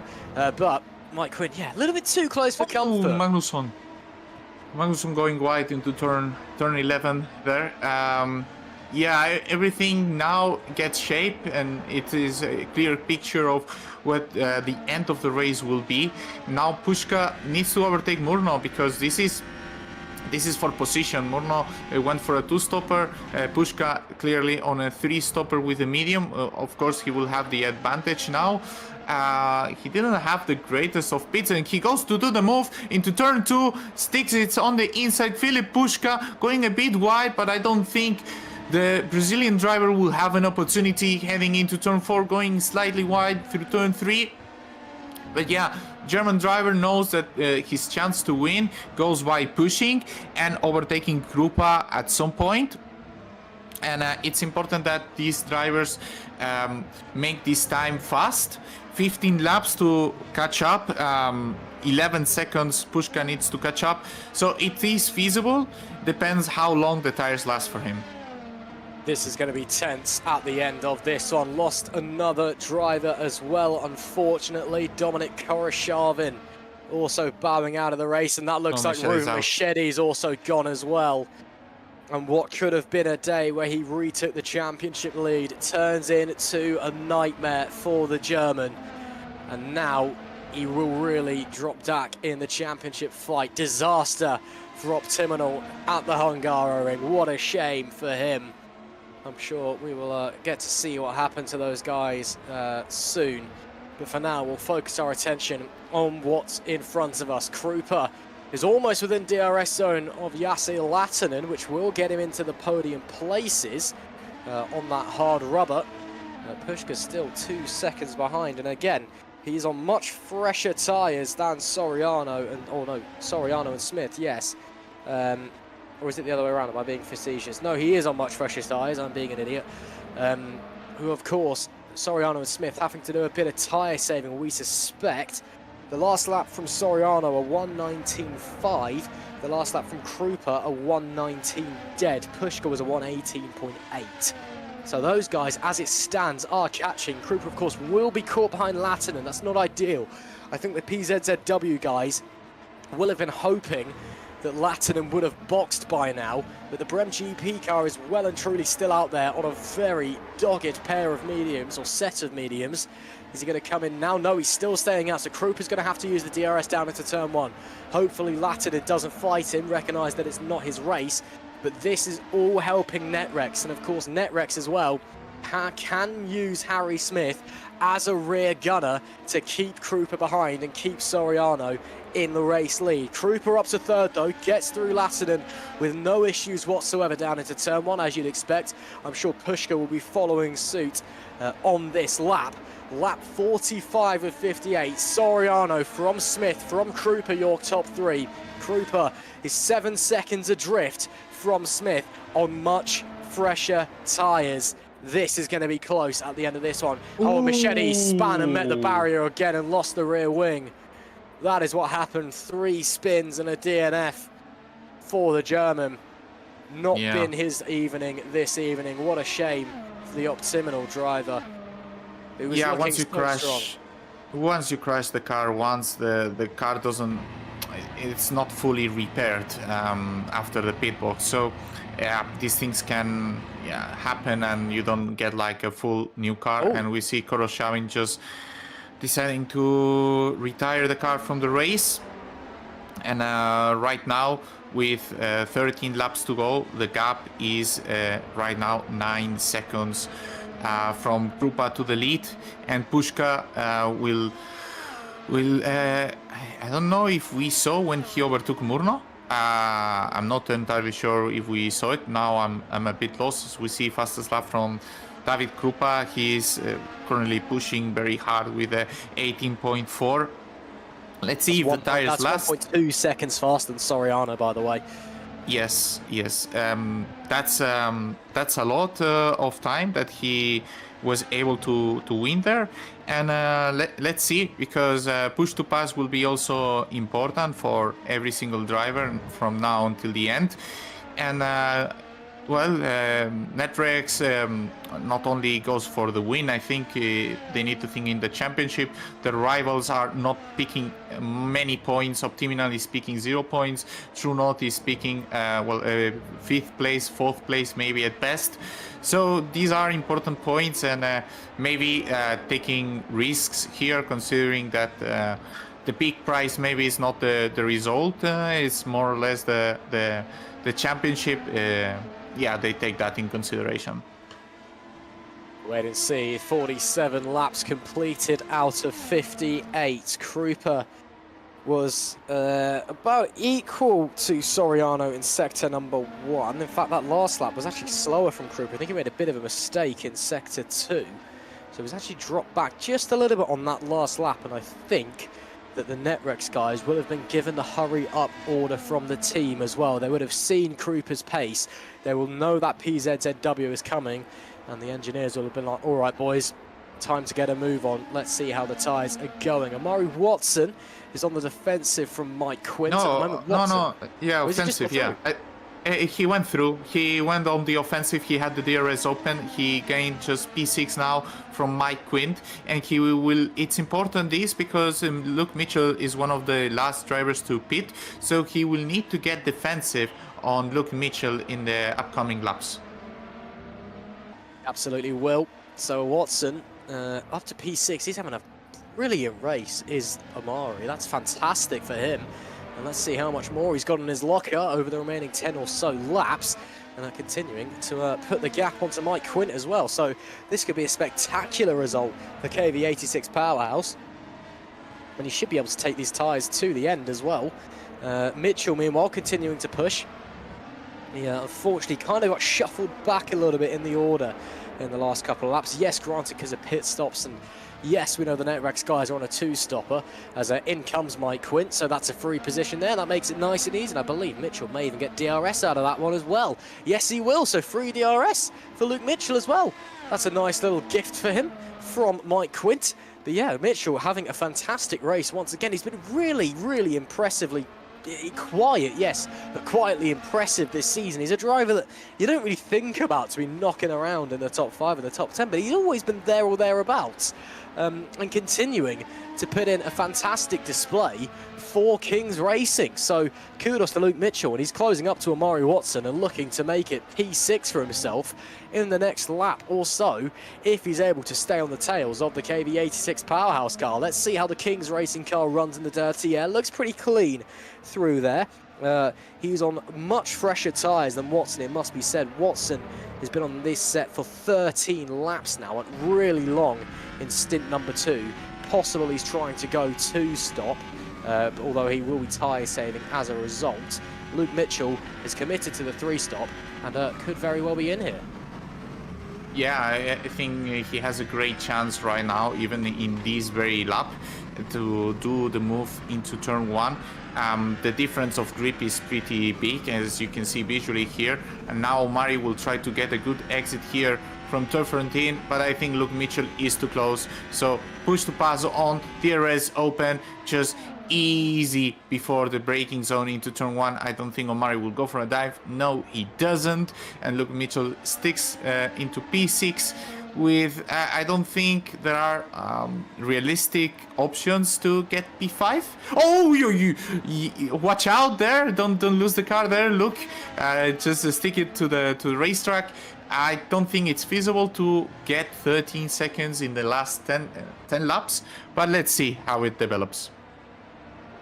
Yeah, there's still plenty of, well, I say plenty of time, still some time left in this race. It's flown by, been a fantastic affair this evening here at the Hungarian and GPVWC Superlights, once again showing that it is just the best sim racing anywhere on the planet. And I'm definitely not biased when I say that at all. Soriano is now 3.4 seconds ahead of Harry Smith. Both of them lapping about half a second slower than Krupa, but Krupa's pace is starting to slow down.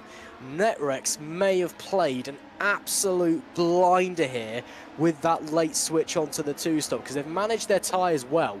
Yes, in the next couple of laps they will really start to drop off, the pace will go, but Smith has clearly been given the instruction, drop back, play that rear gunner roll and keep Krupa behind. Krupa's 3 seconds away from him, 6 seconds, 6.5 seconds even away from Soriano with 8 laps left on the clock. So as time ticks away, Jose Soriano is starting to look more and more likely like he may be the one taking the checkered flag here this evening. We'll wait and see, but to me it is clear as day that Harry Smith is either struggling on tyres, which is a possibility. He's been on this set for 15 or so laps. The last set went 21, and he's had slightly worse tyre wear than Soriano in this race. But to me, Harry Smith is definitely told, back it off, keep Krupa behind at all costs, even if it costs you the position, even if it costs you a podium. In championship terms, Soriano at this stage, in race 11 of 16 of the championship, Soriano is priority number 1 for the team. And if they back off now, keep Krupa behind for as long as they can now, they could be in the money. 51 laps out of 58 completed. Soriano leads by 3.7 seconds. Krupa is 2 behind Smith. And that last lap was 8/10 quicker. So Krupa will be catching Smith in the next 2 or 3 laps. Then he'll have to get through him. Brief yellow flag in sector 1. But it's okay. We've had 6 DNFs from this race, those being Machete, Koroshavin, Canapino, Yakab Merling, and Mitchell Marm. Scott Mitchell Marm, unfortunately, retiring very early doors in this race. Lap number 3, he bowed out, so a real shame for him. But up the front, it's getting tense. A huge strategy battle all throughout. Krupa on the 3-stop, on fresher tyres. But Netrex, the only front-running squad, committing to the 2-stop. And it looked like a late commitment as well. It looked like they were gearing themselves up for the 3 and then made a last-minute strategy switch. Will it pay them dividends? Krupa's now, Carlos, only 1.5 seconds away from Harry Smith in P2. Yes, it's likely that Harry is struggling a bit, and Pushka is starting to struggle with his tires as well in P4, so I don't think he will be on contest. As we see, I think already Krupa opening the DRS. No, he didn't open the DRS yet, but he will probably do the next lap. But we have seen that overtaking is doable. We will see how many push to pass every driver has. We need to think that David had to be very aggressive the whole race and probably has used way more push to pass than what Harry has done so far.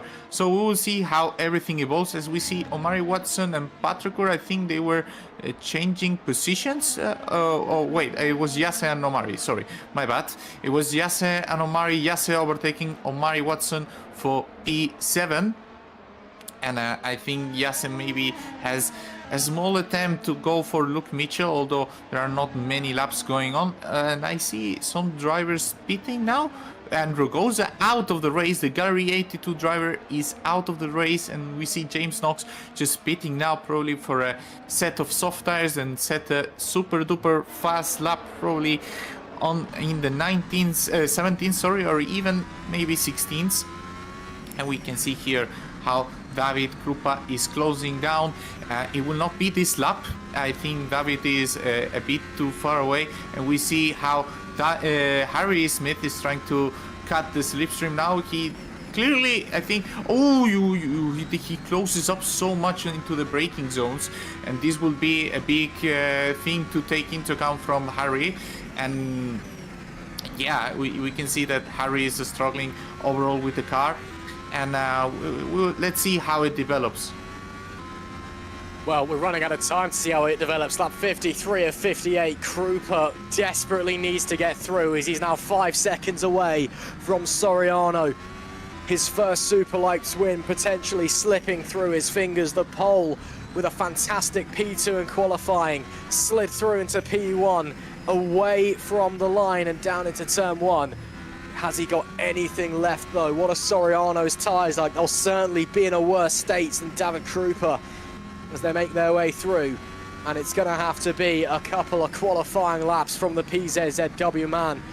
Of course, if he finishes on the podium, it'll be his first podium finish since 2021, his first Superlights podium finish, his best result of the season as well. Of course it will be, it's his first podium since 2021. Yeah, he should definitely have it with DRS. Let's see how defensive Harry Smith runs it. Smith already trying to break the toe as they run into the main straight. How much push to pass does Krupa have left as Smith goes in the defensive late duck to the inside. David Krupa is up to second. Smith maybe with the up and under.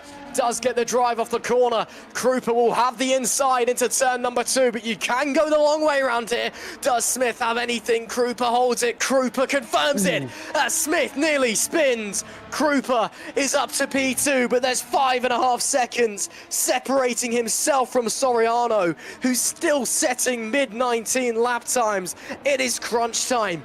David Krupa needs to have the best laps of his sim racing career right here, right now, and needs to pray the Spaniard's tyres fall off a cliff if he has any chance of winning this race. For a long time, it looked like Krupa was potentially in control, but with the 2-stop call from the Netrex boys, they may have stolen it away.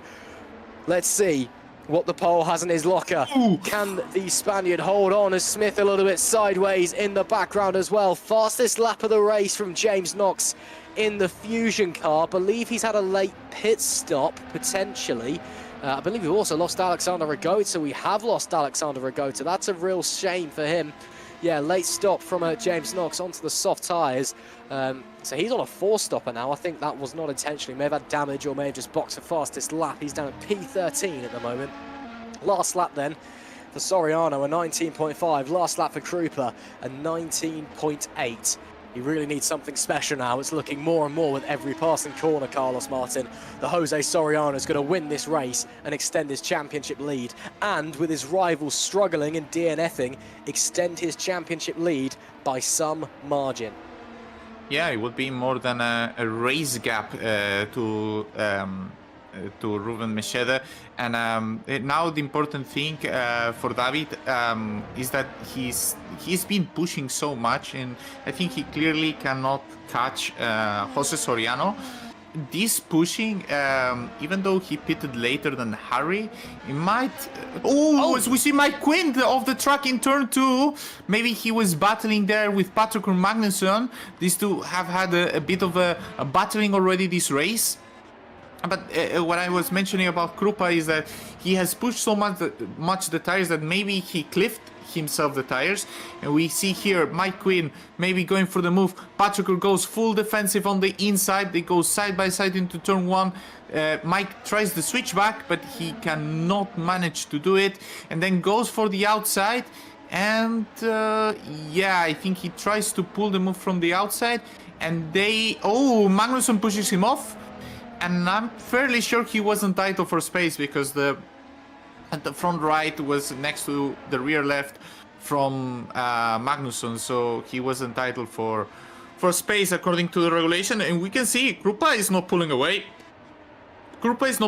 Suddenly Krupa's pace is 20.8, and maybe Harry Smith now has the chance. Yeah, Harry Smith maybe with a chance to make it. And then Rex 1-2, yellow flag, sector 3. That's been out for a little while, but it goes away now, so probably someone just running slightly off the road. But yeah, lap 56-58, Smith potentially with the opportunity to make it a Netrex 1-2 and to pull off the two-stopper of all two-stoppers here. Netrex, as it stands, will take the Constructors' Championship lead. Coming into this race, it was equal on points, 2-2-1 apiece for Optiminal and True Sports. Optiminal, as it currently stands, are going to score 1 point.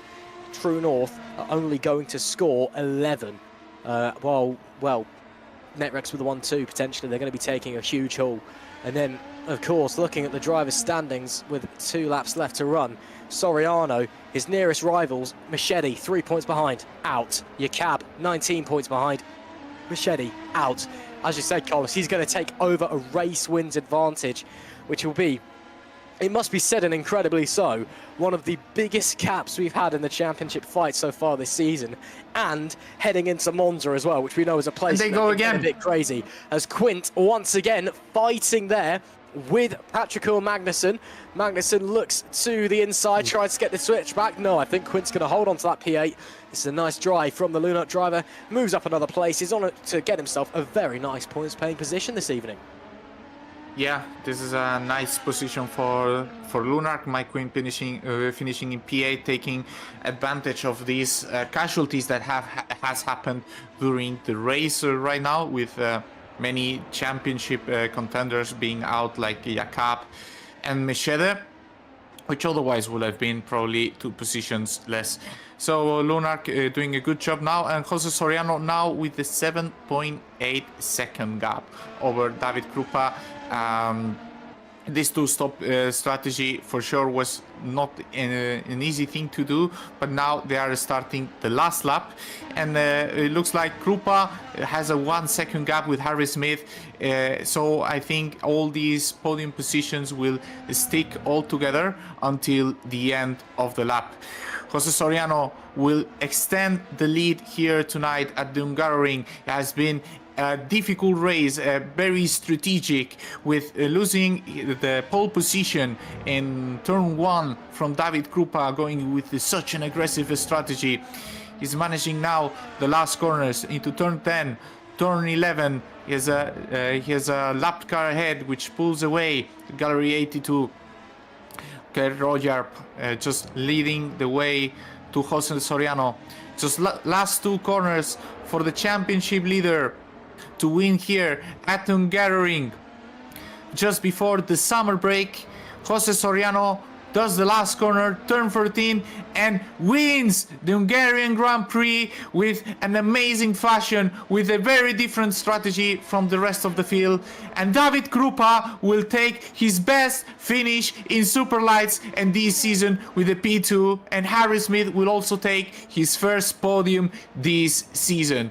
Pushka finishing P4 with a 3-stopper with a very different strategy than the rest, and Lucas Murno, starting from P16, manages to finish P5. Wow, what a performance here tonight. Wow, indeed. What a race we have just borne witness to. Jose Soriano stakes his claim in the championship fight with his 4th win of the season. Netrex playing an absolute blinder with the 2-stopper, and Soriano takes the spoils, but he had to work for that one, fighting against the strategy, fighting against drivers around him who were so quick. David Krupa will somehow, I feel, be disappointed with 2nd place, his best ever finish in GPVWC Superlights, his first GPVWC podium since 2021. Take a bow, the Polish driver has put in an absolute worldie tonight.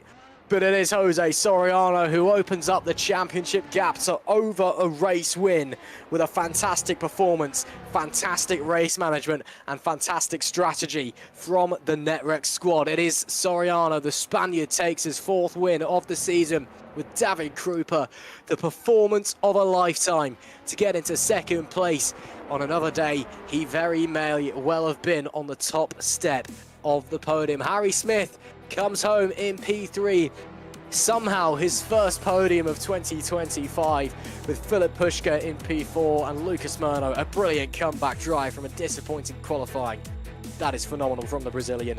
Yassi Lattinen, P6, a strong result for him as well. Damari Watson, fantastic result for him as well in P7. Mike Quint, fantastic result for him as well in P8. There's a common theme here. So many drivers having brilliant performances this evening as Patrick Magnussen and Daniel Scott round out our top 10.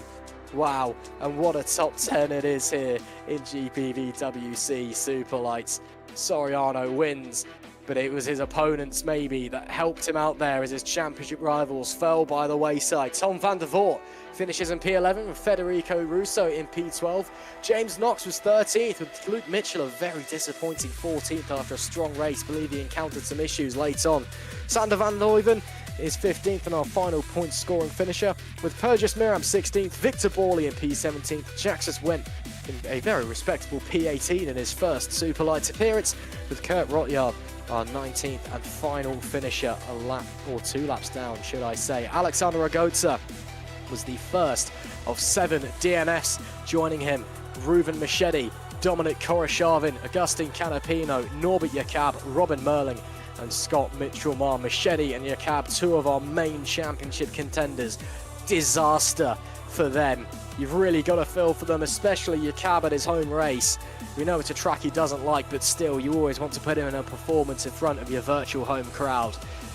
But man, when Soriano's winning and on form like that, Machete and Jakab, maybe they will rue the day, the 12th of August, as the day the championship slipped away. What a performance, though, from Soriano. What a performance from Krupa. What a performance from Harry Smith. What a race, Carlos Martin. Before we get to our interviews, I would say who's your driver of the day, but if you say anyone other than David Krupa, you're wrong. Well, I think there are arguments for David, but at the end, Jose did a great race with a 2-stop. He kept it calm, even though he lost the leading position in turn 1. Just imagine how different the race would have been if David stayed behind Jose in the first lap. He wouldn't have had this second of advantages. So, yeah, I would say both are fantastic candidates for driver of the day. Well, let's speak to the man who has just taken his first podium in GPVWC since 2021. Let's pull second place David Krupa into the commentary box for an interview. David, if you can hear us. Yes. Wow, what a performance. Your first podium since 2019. Yeah. First of all, hello everyone. Yeah. The feeling is one of the best you can actually have in your life. After 5 years of break, it was amazing to even come back here. The league was always in my heart. It was always the main reason to be sim racing for my point of view. So being here means so much to me. It's not like I'm here because of my job as well. It's actually because of my girlfriend, who is very supportive. It's also because of my sponsors, TG Auto and Autofus Group, who sponsor me doing the sim racing stuff. So yeah, going back to the race because it's an amazing feeling. The whole weekend actually it started very well. We as a group made extremely good car. The setup was on point. Everything was extremely good from the balance point of view to the tire wear. So the car felt amazing from the first laps on the track. That only translated to the qualifying because if you look at the performance sheet of the teams, we actually, as a PZZW, we have a last place in that regard. But yeah, the quali felt very good. The race felt even better. So the fight with all the guys here, it's a privilege. It's honestly a privilege. Being here with you, everyone. And I'm talking to every single one being here with Superlights, Super League and lower categories. Everyone here is amazing. It's an amazing community, and just having the courage to come back is the best thing you can have. It's an amazing feeling. Well, it's, you're the one who's been amazing here tonight. I mean, what a performance. Again, you've come back after a bit of time away. You know, we know you're a strong driver, but there's been a lot of struggles this season. Obviously, the car isn't quite where the team wants it to be. You've had a bit of bad luck as well, a couple of DNFs, but you've turned up today. There was a lot of the race where you very much could have been winning it, and I feel like if Netrex hadn't played such a brilliant strategy as they did, you very much could have won this race. Yeah. Is this the start of, getting back to winning ways potentially? Actually, I hope it is, because back in the 2018 season, when I was actually driving the academy car, the Hungarian was the turnover point. It was my first, let's say that it was the summer break back then, and I was practicing for the academy race, so it was my first real performance check. Now, given what happened today, I hope that is a performance statement in that regard, so yeah, I hope that it stays the way it is today. And let's just quickly talk about your race itself. Obviously, the Hungarian, it's a tricky circuit. It requires a lot of patience. How was it in the car? Were you nice and calm and collected, or were you kind of looking at yourself being in the lead and looking at everyone else and just panicking? Well, there was a lot of pressure, actually. Yeah, I nearly passed out on the second stint. It was so intense. I'm all wet now. So yeah, very big thanks to my race engineer Maciej Młynek, the Super League driver. He was always with me since the very start. He actually is the reason why I'm here. He showed me the league back in 2018, so he was keeping me out of the pressure. He was the reason to give me the strength, and yeah, and the result is in front of us. That's fantastic to hear. Carlos Martin, any questions for returning to the podium, David Krupa? Yes, David, first of all, congratulations on amazing result. I know you had a roller coaster season with difficult moments, but now things are starting to pay off. What is your target heading into the last 5 races of the season? Now there is a big break that you can take a small holidays and some rest and focus how you want to end the season. What are you looking for the last races? For now, I will focus only on the practice. I will take a few days of break, but now this is the turning point. Like it was in 2018, I will use every single bit of time I have of the free time in this summer break, and I will keep on pushing. It's always for me maybe it's hard to achieve, but I'm always here to win. And if I'm not winning, it's actually the reason why I'm training, practicing. So every single day I will be practicing. That's the only one thing that I see for me heading into the summer break, just to practice. I want to keep what happened today. I want to keep it. I don't want to lose it. So I will do everything I can. So yeah, the practice is the main target now. Yeah, I hope the team can keep supporting you, developing the car, and providing you all the info you need. So congratulations. I hope you can sleep tonight, because there is a lot of pumping energy right now.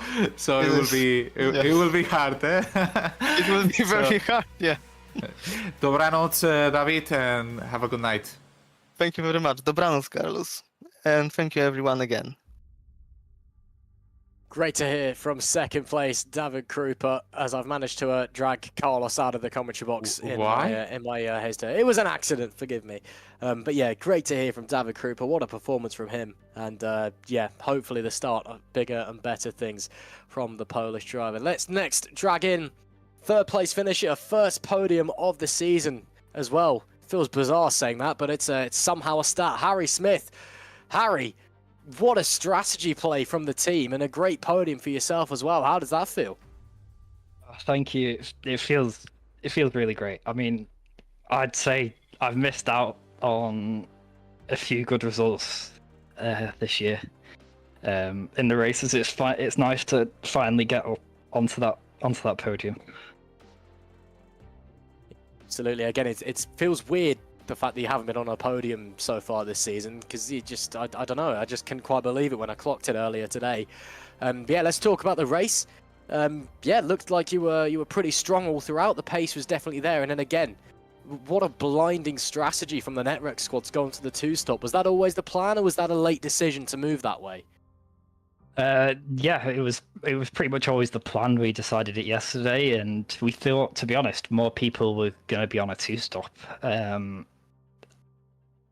than it was. So I think there was a bit less traffic for the three-stoppers, so it worked out a bit better for them. But yeah, based on the calculations that I made, we decided that the three-stop was marginally quicker, but that was just, not including traffic.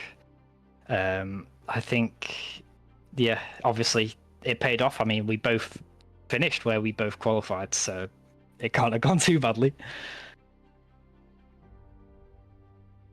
Worked out, paid its dividends in the end. Was it a struggle though, getting the tyres to last that long? It looked like, especially in the last and towards the end, you were just starting to lose the tyres a little bit. Was it possible?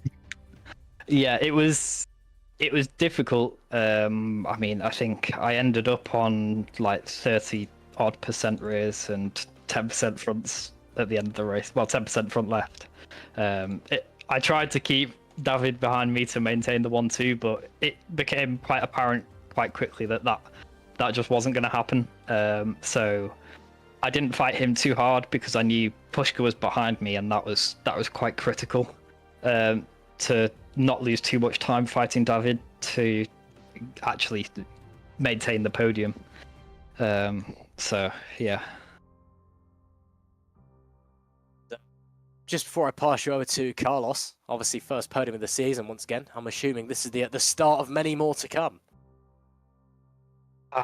We hope so. I mean, I knew Suzuka was probably the only other one that I had the pace to be on the podium by merit, to be honest. I just got stuck behind the two True North cars in a bit of a training. As you know, you can't pass there. But I mean, after my DNF at Spa at last race, I sort of knew, all right, I have to bounce back with a strong race result here.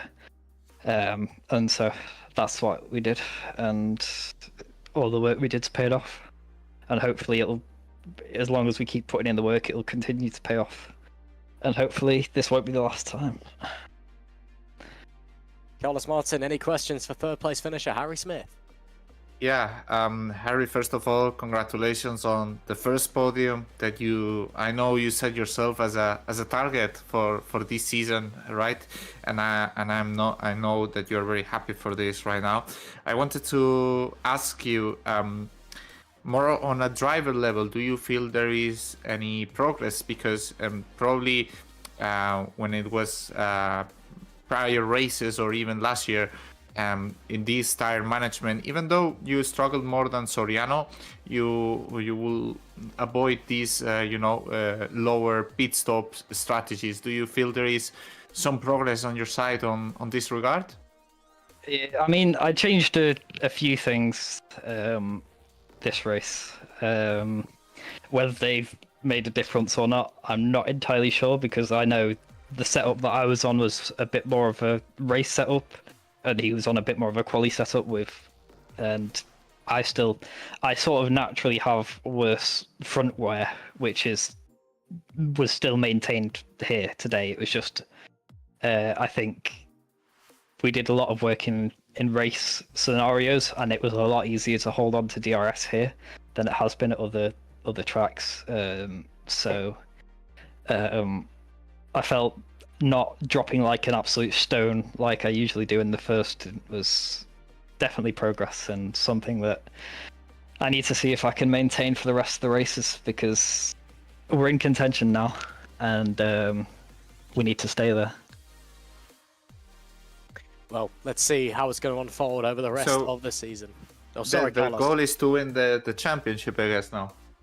I'm not going to go out there and say it's the goal, because there's a lot that can happen that's out of your control, and if you attach yourself to that, then if it doesn't go, like, we'll focus on the stuff we can control. As long as we go into the races with the best preparation we have done, and the best preparation possible, then that's the goal essentially, and the points should follow that. Okay, that's a nice way to say. I don't want to say it is, but yeah, we'll take it as it is the way to go now. Congratulations, Harry. Honestly, I know how important this was for you, and see you the next time. Thank you. See you guys later. Thank you very much to Harry Smith for joining us. One final interview to go, and it's someone who may be feeling a little bit worse for there after that one. Reuven Machete. Reuven, man, what went wrong? Well, I wish I could tell you, because when I did spawn the first time, I didn't feel anything in my wheel. I mean, it is what it is in the end, really. It's now 28 in the drivers, and the teams it's gonna be maybe 30, 40, I don't know. Yeah, I mean, I try to look at only positives, and with 20 to 30 laps practice today only, that I was able to be quicker in the race than both Jose, Smith, and everyone else, gives me a huge positive effect, as this car is basically a midfield car and not a top runner like the Netrix or whatever. Well, until it all started to unfold, you were having a very strong race, looking like you were contending for the win at points. Do you think that a win was on the cards if things are carried on going that well? Yeah, definitely. I mean, when I passed David, when he was on the tire, I was much quicker than him. And my plan was that I go into the pits in lap 42, and without the spin, I would have easily made that. And I was like, I don't know, maybe 1.5 seconds per lap quicker than Jose. So the gap in the end would have been maybe 10 seconds with 16 laps to go with a much better tire. So I definitely think the win was on the cards, and I also think it was pretty realistic. Absolutely. Moving forward over the rest of the season, obviously that gives Jose Soriano a bit of a bridge to you in the championship fight, but you're still very much in it. 5 rounds left to go. What's the plan moving forward? Just win everything? I wished. I mean, I would need to outperform this car every time I go somewhere, and maybe I will start doing always now, like I start on the race day, seems to work pretty good for the pace I had today. And I also, in quali today, I improved my personal best lap time by 4/10, so yeah, I mean, for Monza we have definitely a better package with the most brake updates, and we have also something else coming in, which will help us a lot. So it's getting a bit wider, but still, I think the favorites for the rest of the season are Netrix and Soriano. Well, we'll have to wait and see what the remainder of the year has in offer. Carlos Martin, any questions for Reuven Machete?